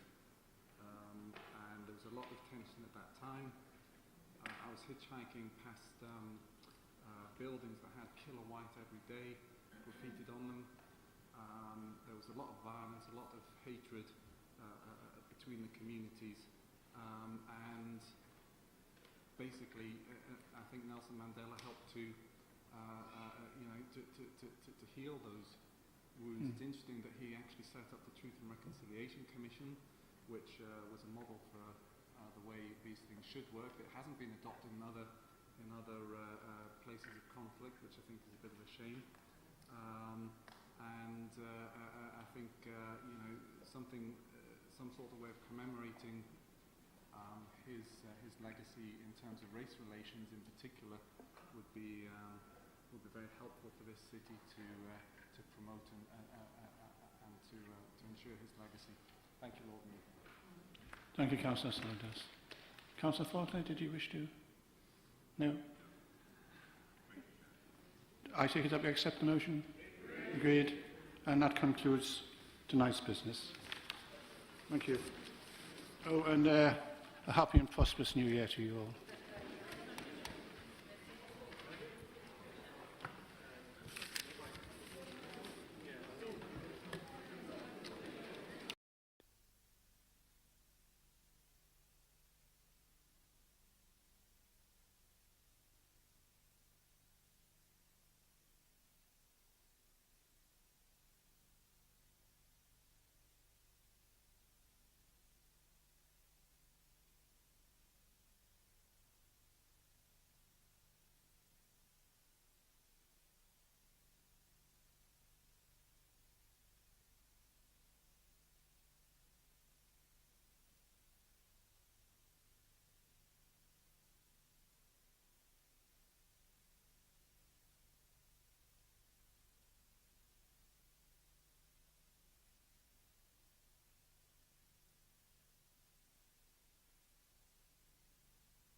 Sit down.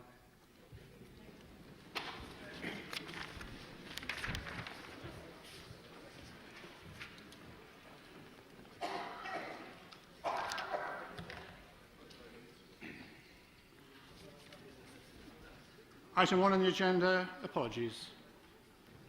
Thank you, Chair. We've had apologies from Councillors Fairley, Margaret Wood, David Wood, Kevin Graham, Sharon Patterson, Highmarsh, Hobson and Johnson. Any more apologies? Thank you. Item 2 is the minutes of the previous meeting. Does Council agree the minutes of the meeting of the Council held on the 4th of December 2013? Thank you. Official announcements. On behalf of the Council, I would like to congratulate all those with a Newcastle connection who were included in the New Year's Honours List. I'm afraid I wasn't one. Please, please. I would also like to offer many congratulations on behalf of the Council to Councillor Pagan, now Councillor Walker, on her marriage to Bob Walker on the 3rd of January. Well done.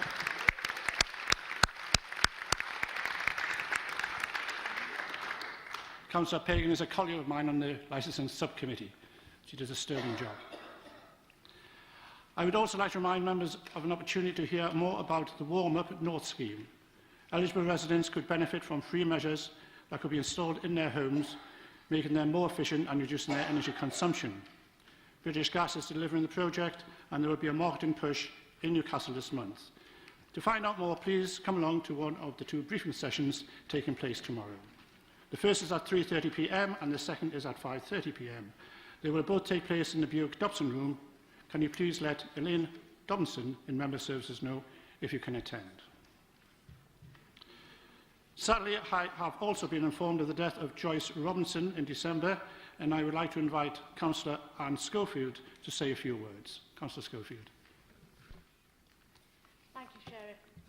I really welcome this opportunity to mark the life and work of Joyce Robinson, who spent her whole life in Elsick, and she very sadly died just before Christmas, aged 83. Her son Alan, who I've spoken to, is very pleased that we are marking this in Council. As a Centre West trustee and community activist, Joyce worked tirelessly and with great compassion to support and improve the lives of people in the West End, particularly in Elsick. She was awarded an MBE for her life's work. She was an amazing woman. She sought the truth and she saw Kant for what it was and worked hard to expose it.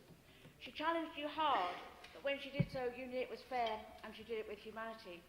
Joyce is sorely missed by very many people, and as the news is going through, that number of people is growing. So I know members of both sides of the council will join with me to extend our sympathy to her family, many friends and neighbours.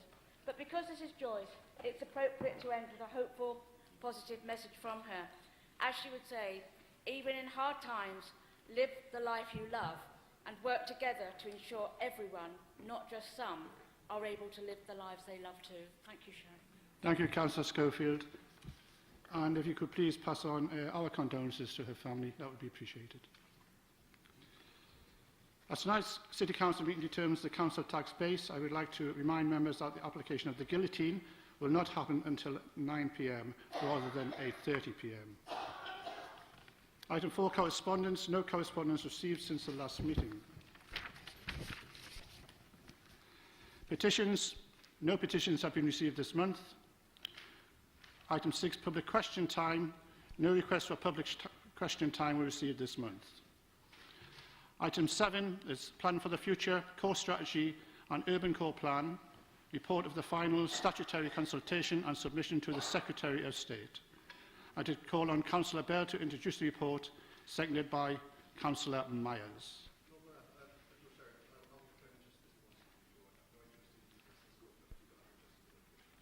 Thank you, Councillor Stone.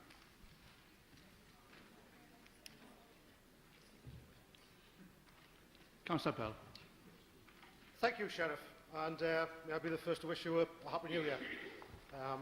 Thank you for this opportunity tonight, and I'd just like to put some facts on the register tonight in my introduction. So I shall read the facts out, Lord Mayor, if I may. Today I bring to Council a report seeking approval to submit the core strategy and urban core plan to the Secretary of State for its independent examination. This is an important milestone. This report is a culmination of 4 years of work between the Council and our neighbours in Gateshead, work that begun under the previous administration and which I am personally been pleased to help shape over the past 12 months. I'll come back to that point in my summation, Lord Mayor, is because I have been actually delighted to work on this over the last 12 months. The plan expresses our shared vision of Newcastle as a prosperous, attractive and sustainable city, and it sets out the policies that will ensure that we can shape our city to meet the needs of our communities and businesses alike up to 2030. This is a plan that is based on a comprehensive evidence base, an evidence base that suggests that the population of our city will grow to beyond 300,000 over the next 30 years, an evidence base that suggests that there will be 14,000 additional jobs in the city, an evidence base that suggests that we are living longer and in smaller households, and an evidence base that identifies the need for 21,000 new homes in the city by 2030. This plan has at its heart the future prosperity of our city. In order to grow and prosper, we must support a skilled workforce, and we want the workforce to live in our city and not to commute in it. may be of interest, Lord Mayor, that latest figures show there's around about 100,000 commuters per day coming into the city. This means that we must plan for homes that are affordable to that workforce, but our success and future prosperity does not stop there. We are a complex city, and we must also plan for our success as a student city and an age-friendly city and a destination for shopping, tourism and leisure activities. The plan will shape our future city to 2030, but the delivery of that rate rests with our partners and through direct council intervention. The Future Home Fund, for example, will bring £25 million of new investment to help stimulate the housing market and bring forward the development of affordable homes in brownfield locations. And our City Deal and Accelerated Development Zone in our city centre, which can unlock £92 million of investment. Over the past 30 years, Newcastle's economy has been through a period of transformation, shifting focus away from heavy industry towards knowledge-based services. Newcastle's economy has performed strongly in previous decades, but still lags behind the national average, particularly in terms of employment. Looking ahead, we have identified a number of areas that will be the backbone of a thriving economy: offshore engineering and the life sciences, the continued growth of business and financial services, and in the retail heart. To enable such trades to flourish, we will create the room that's needed for business expansion on new sites such as Walker Riverside, Science Central, Stevenson Quarter, East Pilgrim Street and Newcastle City Airport. We will also look to improve accessibility to the city through transport links in and around the city, with the emphasis on enhancing pedestrian and cycle routes so that our city's growth does not conflict with our vision of Newcastle as an environmentally friendly city. We plan to build 21,000 new homes in the city by 2030, 15,000 of which will be built on existing urban area, as we recognise both the convenience of living close to the city centre and the need, wherever possible, to protect our beautiful environment around the city. Newcastle's village communities are also a great place to live, and ensuring the survival of those communities requires the investment in their future. Our plan outlines some controlled expansion to avoid the risk of unsustainable, harmful development. In setting out plans to build new homes in greenfield sites, we outline our commitment to the support of these communities through securing the future of local schools, shops and public transport services that these growing communities will need. The North East is likely to experience more and more adverse weather effects as a consequence of climate change, with increased flood risks and other severe weather events. We understand the need for action not only to prepare against a potential threat, but to act alongside others with a joint purpose to reduce carbon emissions and play our part in addressing climate change. The plan considers and supports this. The plan has been established through active dialogue with our communities and other stakeholders, and we have considered the needs of future generations as well as those currently residing in our great city. Indeed, 5 rounds of consultation for a total of 43 weeks, including 75 public events, is considerably more in consultation than ever required of the norm. On average, other authorities are consulted for 26 weeks and mainly for only 18 weeks. In developing the plan presented to you today, we have considered some 58,000 comments.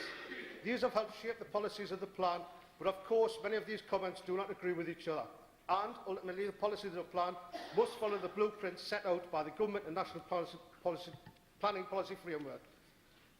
This requires us to plan for objectively assessed needs, states that our policies must be based on what the evidence tells us, and what we need to be there must be a presumption in favour of sustainable development. Councillor Bell, you have the red Closing now, Lord Mayor, last sentence. We are very excited about the plan, and we will protect the status of our great city through more jobs, affordable housing, sustainable and successful businesses. So it's a great pleasure that I recommend this to Council tonight. Thank you, Thank you, Sheriff. Thank you very much. Councillor Myers. I'd like to second the report and reserve the right to speak, please. Call on the Leader of the Opposition, Councillor Lower. And it's good to see you in the chambers tonight. Thank you, Lord Mayor.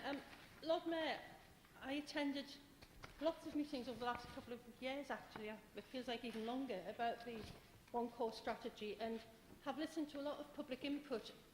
I think what concerns me most about it is, I know we've got to have this and it's got to move forward. However, we had these public meetings and there was never any public record taken or any minutes taken of what was actually said. And we went through all this process, and there doesn't seem to have been any great changes made to the original plan that was put forward to us 18 months ago. I think what concerns me is that local members haven't taken the opportunity to actually represent the views of the residents at this last chance to the inspector. Whether those are positive or negative representations, I do think that members should have maybe had a little bit more input into the final document to strengthen it as a council document and not just as a plan that's been written by officers and presented on our behalf. I think that one of the things that I think about this whole thing is there were a number of sites that were in at the beginning that have been disregarded for reasons. And I'm a bit concerned that some of those reasons for rejection aren't very strong. I'd like to know what we can do to make that stronger, because I have concerns that developers may come along and cherry-pick some of those sites regardless of the fact that we decided they weren't good enough. But because we identified them as possible housing sites, they may actually allow for more green belt build than what we already have. And I have concerns as well about this, because although it's not in the plan, I do have experience of major developments. You know, in our ward we have Kingston Park and we also have the Great Park. And I think that one of the things that isn't in here, and until you see it, you don't know. We don't know where the planned road is, or if there is actually going to be this service road for this new development in the north of the city. And we don't know about schools, which of course the city can't build anymore, so we have to have partners to do that for us. We don't know about shops, we don't know about any of the infrastructure. And it's great to attract people to the city, but I think we've learned lessons in the past that you can't just build the houses and say there's jobs and houses. There's got to be a lot more there to make it actually a community and a family, and to get people to stay and to enjoy actually living in the city. Thank you, Lord Mayor. Thank you, Councillor Ndoma. Councillor Kane. Yes, thank you, Sheriff. I have a number of points to ask about. First of all, student accommodation. The policy CS11, which you can see on page 73, I assume you've all read the document from cover to cover, it seems rather inadequate for an issue which is really the burning hot topic for an awful lot of residents I represent. And over recent years, much of Shieldfield and Battlefield looks as if somebody's tipped this huge Lego box over it, because we've got all these really brightly coloured boxes have suddenly sprung up here, there and everywhere. And I don't think there's enough in the document to bring some order to that chaos. And the reference to the urban core and the definition of the urban core makes me worry that that policy will be targeting Shieldfield and Battlefield rather than protecting Shieldfield and Battlefield. Secondly, Pilgrim Street East. Years ago I expressed some scepticism and scrutiny over whether Newcastle wanted or needed such a big retail development. Since then, the e-commerce revolution has happened, and I would have thought personally it is time to think about consolidating the retail we have in the city centre to keep it viable rather than try to spread it out. But really my third point, more substantial point, is about sustainability. And in his introduction, the Leader of Council claims a green thread runs through the document. I hate that analogy, but I suddenly realised it's actually quite accurate, because if you think of the document as, say, a blanket and you've got one green thread running through it, then somebody who really wants to look carefully might spy some hints of green, but for everybody else it's going to be swamped by all the other colours. And none of the great sweeping claims seem to be backed up in detail. And I'll take, for example, transport, in particular cycling, which Councillor Bell mentioned. In figure 11, page 81, the new strategic cycle routes aren't marked on it, only the two Sustrans routes. So the work the Council has been doing cross-party over all these years to get these strategic cycle routes up and running isn't there. And it means that cycling is once again relegated to the second division. Now there's a vague hint of the strategic cycle routes on page 131, the urban core, but not in the overall thing. And the pedestrian routes in the Stevenson Quarter map, page 175, are laughable because they don't actually connect to the city centre where people would want to walk. And I could go through the same with energy and other issues, but I think the most damning aspect is the monitoring framework on page 311, because we've got a target, which is the Covenant of Mayors target we signed up to in 2008. But if you look underneath it, the detail, renewable energy, no target set, building standards, no target set, decentralised heat networks, no target set, developments from risk from flooding, no target set, ecology, no target set, water quality, no target set, open space quality, no target set, protecting the green belt, no target set. And then you flip back to page 308, cycle trips, no target set, Accessibility, no target set. I think I've made my point. So, you know, Councillor Forbes, Councillor Bell may call it green thread, but when you get down into the detail, it's rather threadbare. Yes, thank you.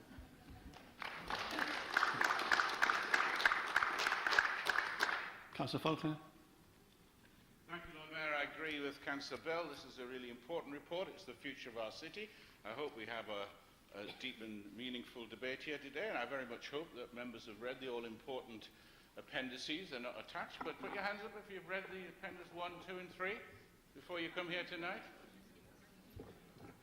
Well, I rather wish all members had. I want to say, first of all, that I regret that the last phase of consultation did not provide for public meetings. It could have done. We were told, no, we're all in a hurry. Look what happened in North Tyneside. If we wait any longer, developers will whack in applications. Well, actually, North Tyneside, we now know, are 2 years behind us because they've only just declared their list of sites.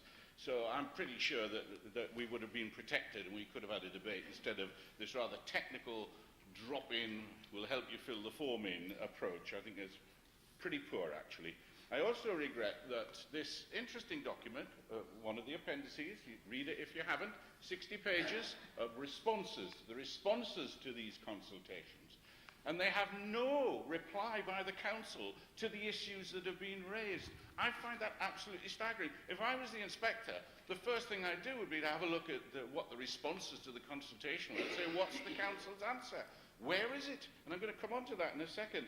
I do want to welcome the commitment. In 313, it's the strongest commitment I've seen in any council document in the last few years to developing brownfield sites first. And I very much welcome that. But we know that brownfield sites are more expensive to prepare and develop. We know that greenfield sites are more attractive to developers. And as Councillor Lower implied, we know the history of the Great Park, where the previous Labour Council put in this understanding with developers, developed one house in the Great Park and 2 houses in the brownfield sites, and what happened? Absolutely nothing. Great Park slowly, but thankfully, is being developed. Nothing from those developers in brownfield. I want to know what the sanctions are, what the power is behind this. I welcome the call for extra sites. We've actually found an extra site in our ward, and I think it's right that we should keep on doing that to look at small to medium-sized sites that could be used for housing within the existing built-up areas. And I welcome this memorandum of understanding with the other authorities. But it's very weak, you know, because it says, if you have a look at it, that if the councils disagree, the leaders can have a consultation, and if that doesn't work, paragraph 9.1 says they'll file it, put it on record and file it. Well, actually, what's happened in North Tyneside, where they've just announced that they're going to have a massive housing development in the wildlife corridor between Cramlington and the nature reserve, just shows how important it is to have that dialogue between us, because that's going to put pressure on developers to go back to the site that we thought had been removed, the Gosforth Nature Reserve site, and I'll bet that gets dragged back in. And that's my point about these responses. The house builders are saying, we need proof from the council that these sites are deliverable. We haven't proved that. The house builders are saying we need some buffer sites in case you can't actually deliver all the ones that are now zoned for development. That means some of these sites that we thought were safe will be back in again. So, Lord Mayor, I think there are major issues still to be resolved. I'm pleased to see this plan for our city, but there's some weaknesses and there's some issues where we have to stay strong as a council, or we'll find we don't deliver the brownfield areas and we'll be rolled over. Thank you, Councillor Falconer. Councillor Myers. Oh, sorry, you've got... Councillor Cook. Thank you, Sheriff. We're actually coming to the end of a quite long process which started under previous administration, as we've heard. But we aren't dealing with a new issue in developing the city. If I could read something from the Journal, when my cricket club lost its ground, owing to the rapidly increasing demand for building sites on the outskirts of the city, the field at Benwell, which has been occupied by this club for nearly 20 years, has fallen into the hands of the contractor. Sheriff, that article is dated 25th of November 1885. It's the process of expansion not only of our city but of all cities, which has been going on ever since mankind started to multiply and live in cities. And we have a situation now where 70% of Newcastle's housing is in rating categories A and B, which tells us all we need to know about its inadequacy. Our city needs family housing. People need somewhere to live. They want to live in this city. We've heard Councillor Bell refer to the 100,000 cars a day that come into Newcastle and out again, of course. That in itself can't be any good for the environment. Now, in the 1950s, the population of Newcastle was over 300,000 on much smaller boundaries than we have now. So we have a falling population, an ageing population, which means a lower rate base and increased service demand. We need to rectify that. We know that many people want to live in Newcastle rather than in the surrounding authorities. We need to allow the provision for housing for the city to make provision for that housing, and we need to make that so it's attractive to new employers. We also need to remember that acceptable modern housing on the whole is less dense than its Victorian, for the Victorian structures it's going to replace, and that means use of land. And we also need to remember that much of the housing that we have in Newcastle today is actually well past its sell-by date already, let alone in 20 years' time when this plan we're talking about now comes to its end. Now, whatever Councillor Faulkner says, we've seen what Pickles has done to North Tyneside with the development quite near to our boundaries, and that was without its approved plan. We need to avoid that happening in Newcastle. We know that developers already and for some years have owned large swathes of lands, particularly on the western outskirts of the city, and we need to avoid in Newcastle what Pickles has permitted to happen in North Tyneside. So we do need to approve this strategy. Thank you, Sheriff. Thank you, Councillor Cook. Councillor Burke. Thank you, Lord Mayor. Well, firstly, I think we'd like to thank, so I know the gallery's not as packed as it normally is when we discuss the core strategy, but actually to thank the thousands of people who have taken part in consultation on the One Core strategy, especially some of the more notable campaigners up here who I see are still going strong. The points I'd just like to make quickly, in response to Councillor Faulkner on the issues of consultation, I actually say one of the weaknesses when we didn't get the initial bit of consultation right, and I think we accept that sort of as a City Council. But all I would say is that the members opposite had 2 years with the core strategy, where there was little or no public consultation, including events where the most contentious Greenbelt sites were known to executive members in December before they lost control of the council. And not once did they consult on the issues in the Outer West or the issues in the surrounding villages. The second point I'd sort of like to make would be actually to build bits on what Councillor Lowe would say in terms of not much change, because actually we did discuss the draft core strategy 3 years ago under the previous administration, of which there was a need, we said, for 32,000 houses, which actually is the same this evening, but the actual difference in the plan is that whereas under the draft core strategy that every member opposite who's present here tonight, if they were present on the night, voted for, was that there would be 39% of housing sites found from inside the Greenbelt, well tonight that figure is actually lowered to 29%, which is actually a result of a lot of hard work from Councillor Myers and Bell, and it is absolutely imperative that we get those sites built on brownfield sites. But we do have to recognise that this is in the face of actually the big challenge of the council losing an awful lot of Pathfinder money, £20 million a year to develop brownfield sites, which of course equates to 160 million over 8 years, which again of course is another figure that we don't actually include in our heat maps as well as a City Council, which does show that the challenge is going to be hard. But with the introduction of the Future Home Fund and other policy initiatives, we will be able to get there.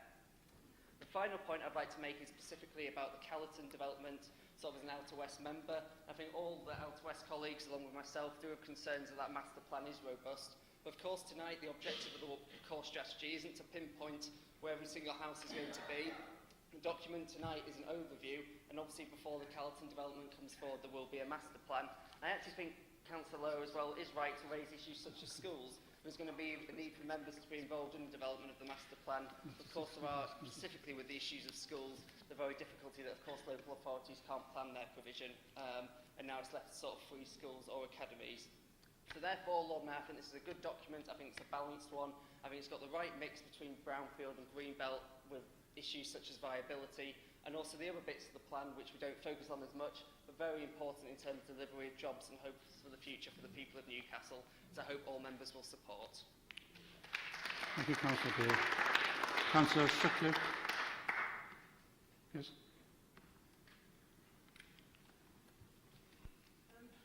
Right. Earlier in the week, I was sat in the Freeman canteen reading Appendix 1, and the gentleman across the way from me, who had been chatting to me, asked me what I was reading, and I tried to explain to him. And as I've been going through it, I'd exclaimed to myself, the house builders seem to want more houses, but everybody else, a lot of other people seem to want less houses. And the gentleman across the way from me said, well, you can't please everyone. And that's kind of the message I've seemed to have got reading this feedback report, that it seems like we almost struck a balance. There's people who want more, there's people who want less, there's people who want one thing, another thing. But it seems like after what appears to be many years of consultation, there seems to be a kind of midpoint that's reached. And therefore I'd like to ask people to support the report, since it seems like it would be difficult to get it an awful lot better than it is now. Thank you, Councillor Sickney.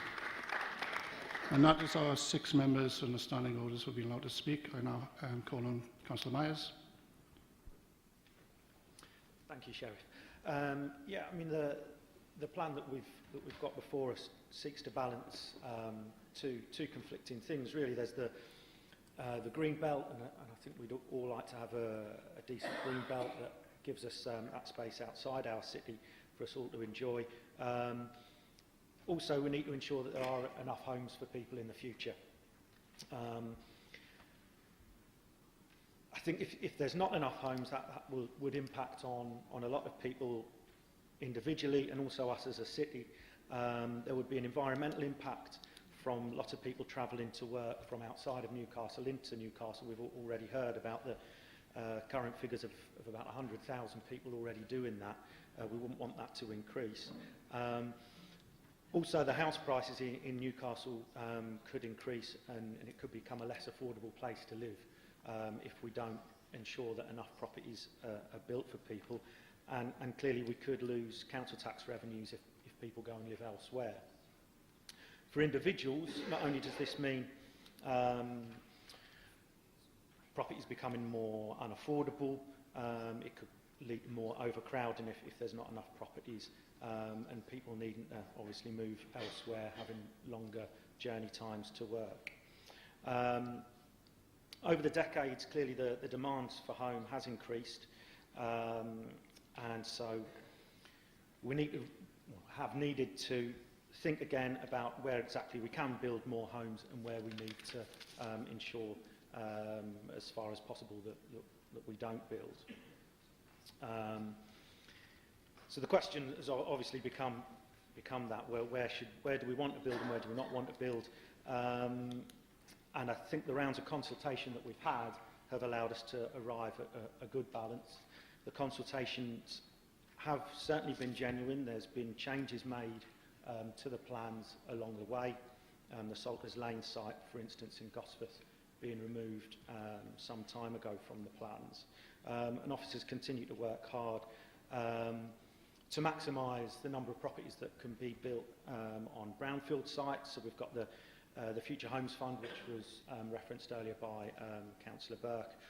That's allowing us, because we're putting some money in to encourage investment there and development there, that's allowing us to build more brownfield ahead of greenfield sites. I think also work that's being done, again using the Future Homes Fund, to reduce the number of empty properties, so that there's, we're making the best use of the stock that the city has already. I think it's also important to remember, of course, that if we don't put a plan forward quickly enough, developers could put planning applications in places that we'd rather they didn't develop. So it's important that we put a proper plan through, and I think that's what we've arrived at. So I urge you to support the plan that we've got. Thank you. Thank you, Councillor Myers. Councillor Bell, you have the right to reply. Thank you, Lord Sheriff. I believe most of the direct questions that were put to myself have actually been answered by my colleagues. So I'm not going to spend too much time on the detail of that side. It seems to be unfortunate, the call from Councillor Faulkner, which was one of a sensible debate tonight. I would have hoped for that as well, but actually what we've got here tonight is, again, the Liberal Democrats seem to be scaremongering by putting out the same questions that they've put out time and time again, and they have had answers. They've had answers all the way through. It's unfortunate that there weren't be some of the opposition members weren't able to act like the Gateshead Liberal Democrat members. I went across to their cabinet meeting and they had a very sensible discussion across there about how to take this forward to the next stage. And I'm hoping at this 11th hour that the Liberal Democrats might see the sense in going forward and actually supporting this wholeheartedly.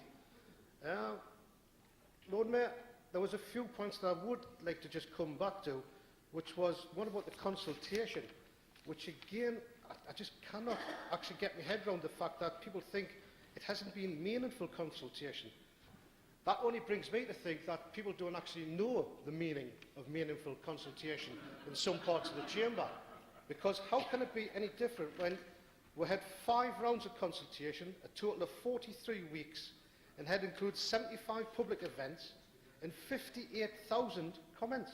And as my colleagues quite rightly said, from that consultation, there was changes made because we are an authority, we are a group that actually listen to what the residents want within the city, and we're willing to adapt and actually make that happen. Lord Mayor, tonight what we're actually trying to do is submit the core strategy and urban core plan to the Secretary of State for independent examination. Now, I believe that people who have actually stood in either this building or sometime it would have been the Newcastle Town Hall have actually had a very similar decision to make, where it's a pivotal point for the city. What we're talking about is not just future housing, it's about the confidence that people have in the city to invest, and it's about the future of the city in total. So I'm hoping that people tonight will see this, how important it is, just like it was when the councillors voted on things like the metro system, investing millions and millions of tonnes of concrete and steel to be put into the city centre to improve the city. When they invested in Eldon Square, and that was raised from the ground, reaching to the skies, to build in the business side of the city as well. Also, when we look about housing, when they had the ability to turn around and the strength to turn around and build places like St Anthony's and Cruddas Park, new housing for the residents of the city. But also when they had to make the brave decision to build on places like Kingston Park and also Cochrane Park. And also within my ward, Lord Mayor, at the time would have been Greenland, which was Cowgate itself. How things change. Now let's all be strong, as the word was said before. Let's be a strong council and move this forward, Lord Mayor. I'll bring this report to council. Thank you, Councillor Byrne. Does council agree with the recommendations? Was that a yes? Right. If there are any members who do not wish to retain their copy of the planning for the future documents, please leave them on your seats so that they can be collected in and reused. Officers have advised that the council tax reduction scheme report should have been on the agenda before the council tax base and business rates base report. It needs to be agreed first, as the council tax base is dependent on it. As such, item 9 will be taken before item 8. Item 9, 2014-15, Council Tax Reduction Scheme. I call on Councillor McCarthy to move the report and Councillor Talbot to second the report. Thank you. Thank you very much, Sheriff. I'm really pleased to bring this report before Council this evening. The Council Tax Reduction Scheme for 2014-15 is brought here tonight as a result of changes to the Council Tax Benefit Scheme, where the government localised the scheme, and by local meaning that we have responsibility for collecting that, but it came with a 20% cut. And last year we made that easier for our residents because we accepted a government grant, which of course they agreed, as the report says, at the last minute, but we accepted a grant last year from the government that reduced the amount we needed to charge our residents down to 8.5%. Obviously still, Sheriff, a huge amount from what little amounts of money some of our residents have, so it was still of huge concern. But our original scheme was designed that the cost to residents would be 20%. I'm really saddened in a way that we've brought this report tonight, because this report before us tonight confirms that decision for the next year and accepts that the government won't in the future be offering us any support. So we've now got, we're now in a very difficult position where we've got yet another disgraceful cut to make and impose charges in council tax on the poorest people in our communities. And of course we know that some of those people are paying council tax for the first time. The unfair cuts that we're having to make do actually make it very difficult for us to find ways of subsidising the costs. We can't find it. It's such a huge amount of money that we just can't find it. It would be another huge chunk of money that we'd have to find in the budget proposals that we'll bring to council in a couple of months' time. And I think this week's announcement about the loss of crisis funds, I know colleagues right across the council chamber will be very concerned about that. I know people in the opposite group will be worried about that too. It may mean that we're not able to help those residents who are coming to us and trying to work with us, and they're struggling to pay. They want to pay, but actually they're struggling. They don't have the flexibility in their incomes to be able to do that. And we have seen this year, Sheriff, the residents who haven't been able to pay have relied on that short-term funding that we've made available from the crisis fund. We have looked at what our neighbouring local authorities are doing, what other core cities are doing, and we seem to be more or less in line with them. We're charging our residents slightly less than some, but same amounts as others. I just think, Sheriff, I want to repeat, this is localising the work and bringing with it cuts, which is so dreadfully unfair. I think, Sheriff, I ask Council to support this dreadful delegation of decisions and a disgraceful decision by the government. And unfortunately, we've got to go forward with this this evening. Thank you. Thank you, Councillor McCarthy. Councillor Talbot. Thank you, Sheriff. I'd like to formally second this. Thank you. Can I invite any members to speak? Okay.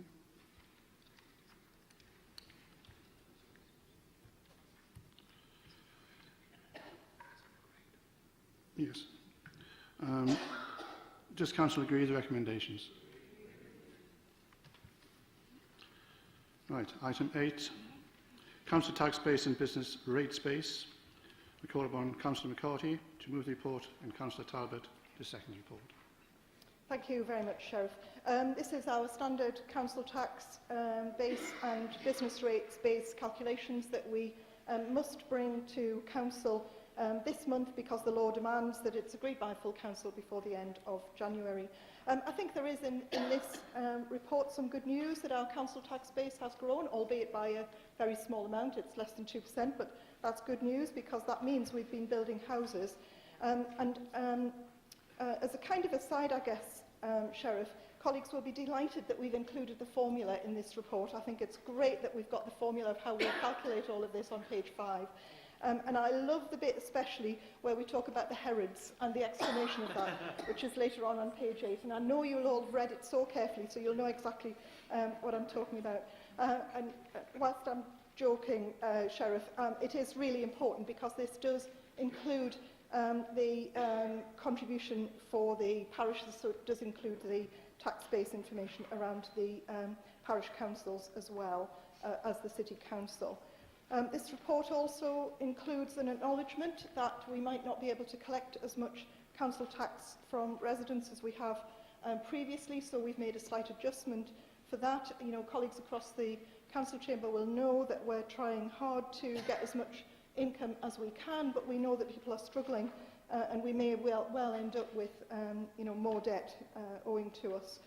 And although we're putting things in place and trying to support where we can, the short-term nature of that around the previous report that we've considered means that we will be struggling.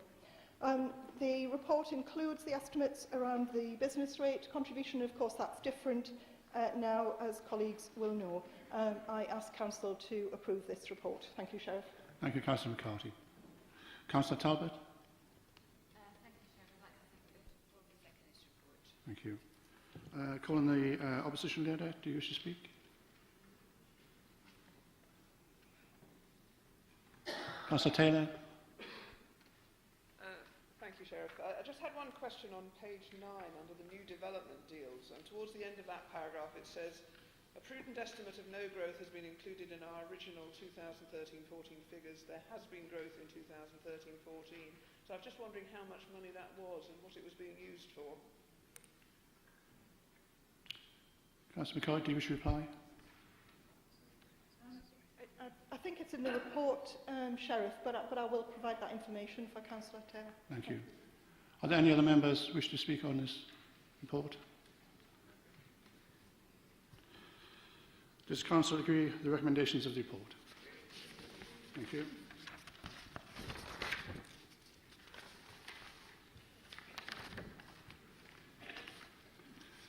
Item 10 is questions by members. We have received 2 questions marked for written reply.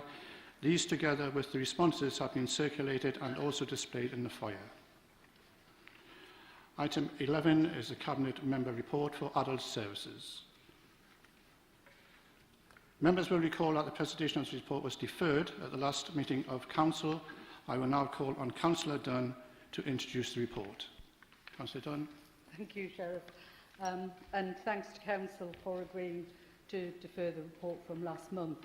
I want to first of all thank Council for approving the local account report at December's meeting. Of course, that's a different report from the usual ones that Council receives, because it's actually reflecting the views of service users and carers. And I want to repeat the offer that was made last month, that if anyone does have any questions on that report, I'm quite happy to continue to receive them. Given that this report has been to Council twice, I don't intend to go through it in any detail. It has been slightly updated, Sheriff, because it was delayed by a month. And the amendments were notified to the Chair and Vice Chair of the Health Scrutiny Committee as being slightly different from the original report that they had on the 14th of November. And I want to thank the Health Scrutiny Committee for their attention at that meeting, for the questions that they asked. And also you will see on page 36 and 37 that a number of their comments that were made resulted in amendments to the report and are reflected in the report. I think the only other thing, apart from again reiterating my own personal thanks to all the officers and to the members that I work with, is to simply say that I did forget under the Armed Forces Forum bit of the report to express my thanks to Councillor Bill Shepherd for his continued support at Armed Forces Forum's meeting. Happy to take any questions, Sheriff. Thank you. Right. Councillor Jones. Can I just ask how will the reforms in the care bill affect and add to our costs in the city? Okay. Did you want to take all the questions at once, or did you want to respond? I'll try and deal with them a couple at a time. Okay. Councillor Stokely-Walker, you got your hand up? I wonder if Councillor Dunn could explain, in her view, or what her views are regarding whether the proposed care bill falls short of what the Dilnot Commission proposal set out. Thank you. Thank you. Did you want to take those two? Yes, I will. Thank you. Thank you, Sheriff. I think, you know, I make the point on the first page of my report about the care bill going through Parliament at the moment. And it's the one piece of legislation recently that I've had the feeling that I want to describe it as a dog's breakfast, because it's stupid, basically. A lot of it is nonsense. And I had the opportunity to make that point to the Department of Health at a local government association meeting towards the end of last year. The thing about the way these reforms are set out, Sheriff, is that it's going to have a hugely significant increase in the number of assessments that we as a council are going to have to carry out. And not only that, but we will be required to monitor an individual's progress towards the care cap, regardless of whether or not we then, as a council, have to go on to provide any services to that person at all. And, you know, the impact and the administrative burden that's going to fall on this council because of these reforms is going to be huge.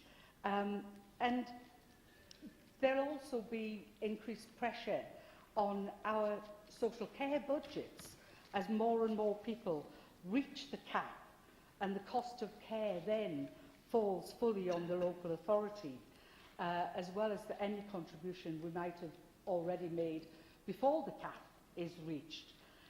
So really, that part of the care bill legislation that's going through is going to have a huge impact on our social care system in Newcastle.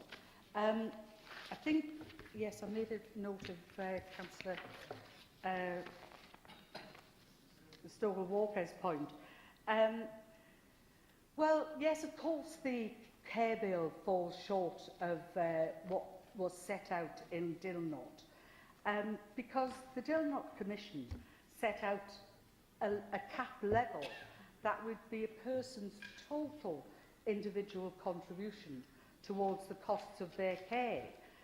And that is not what is going to happen, because one of the things that will happen is, first of all, there'll be top-ups required because the local authorities are simply unable to provide funding from its reduced budgets in order to provide the care that people need. And then there will be different levels of caps based on a person's age at which they become eligible for care, and that doesn't take into any account a person's individual financial or social circumstances.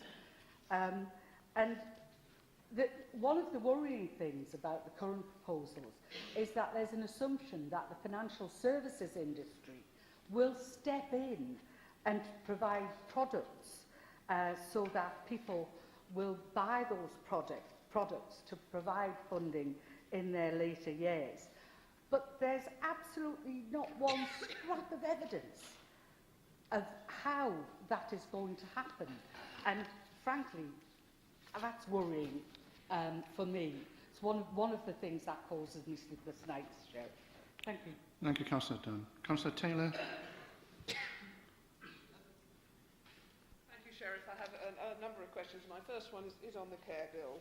I mean, I accept what Councillor Dunn says, but is she aware that others have very different views from her? And just to tell you what Health Watch has to say, which is that the care bill currently going through Parliament will establish a legal framework that puts the well-being of individuals at the heart of the care and support services. This new bill marks the biggest transformation to care and support law in over 60 years and will replace more than a dozen pieces of incoherent legislation with a single modern law. And does she not accept that the fact that it's long overdue is due to the fact that the Labour government in 13 years failed to bring forward legislation on this crucial area, and perhaps they could have provided a better bill, they may think so. The second question is just on the first bit. You're really quite pessimistic, and I was just looking at the figures from the local account, and spending on adult social services last year fell by just 5%, and we remain the second highest spender out of 16 comparable authorities. So I wondered what your ambition was for this service in the future. Would you like to maintain Newcastle's position? And if that's not the ambition, where do you see the service going? The third question is on the care cooperative. Now, that's obviously a new concept, and it's meant to save over £500,000 next year and nearly £1 million the year after. I just wondered, do you think that target is realistic, and if so, how can it be achieved? The next question is on public health. I really think it's unacceptable that councillors don't have full details of how over £21 million of money is being spent that was provided to the council nearly a year ago. And I'm wondering if you could commit to giving councillors that information by the end of the month so that we have a detailed breakdown of where that money is going. And then finally, on your replies to the Health Scrutiny Committee, you've said on the first point about performance data that Cabinet considered key social care data as part of the corporate performance monitoring. But in that report, there are actually only 3 figures mentioned. There was the number of manual workers who smoke, the number of alcohol-related admissions, and the quality of life for people requiring social care. And I wondered, do you really feel that can be described as key social care data? Thank you, Councillor Taylor. Quite a lot to be getting on with there. Councillor Dunn. I think 5 questions in one is enough to answer. First, on the first point, I think I would simply say to Councillor Taylor, when she quotes from Health Watch, I think they would obviously make those points in relation to the fine words that are in the care bill, and all I would say is that the theory is fine, the practice is going to be horrendous. In terms of ambitions for the future, what I would say is that, yes, of course, we want to continue to provide, as a City Council, the highest quality care to our vulnerable residents, and that is very much welcomed and supported by them. Inevitably, there will have to be changes in the way that care is delivered, and of course one way we're doing that is looking at more intervention and prevention, not just to those who have been identified as having social care need, but further down the line, and using our public health budgets to try and prevent people from needing to access expensive social care provision in the future. Asked about whether the care cooperative proposal is realistic. Well, first of all, can I say that this was contained in the budget last year, so it's a year late being asked that question. But yes, I do think they are realistic. The department has been working hard on this, consulting with all staff, with the trades unions, about the proposals. We expect to be bringing forward a report to Cabinet, hopefully by the summer, with some really thought-out proposals, and I'm very optimistic that that will be very much a success for this city. In terms of public health figures, I'm surprised that these are being asked for, because I believe they were supplied to Councillor Faulkner very recently. But I would also point members in the direction of the City Council's website, where information is contained on there in relation to our consultation exercise in the summer, last summer, on the 8 key themes, public health themes, which indicated how much each theme was to have spent on it. And there are also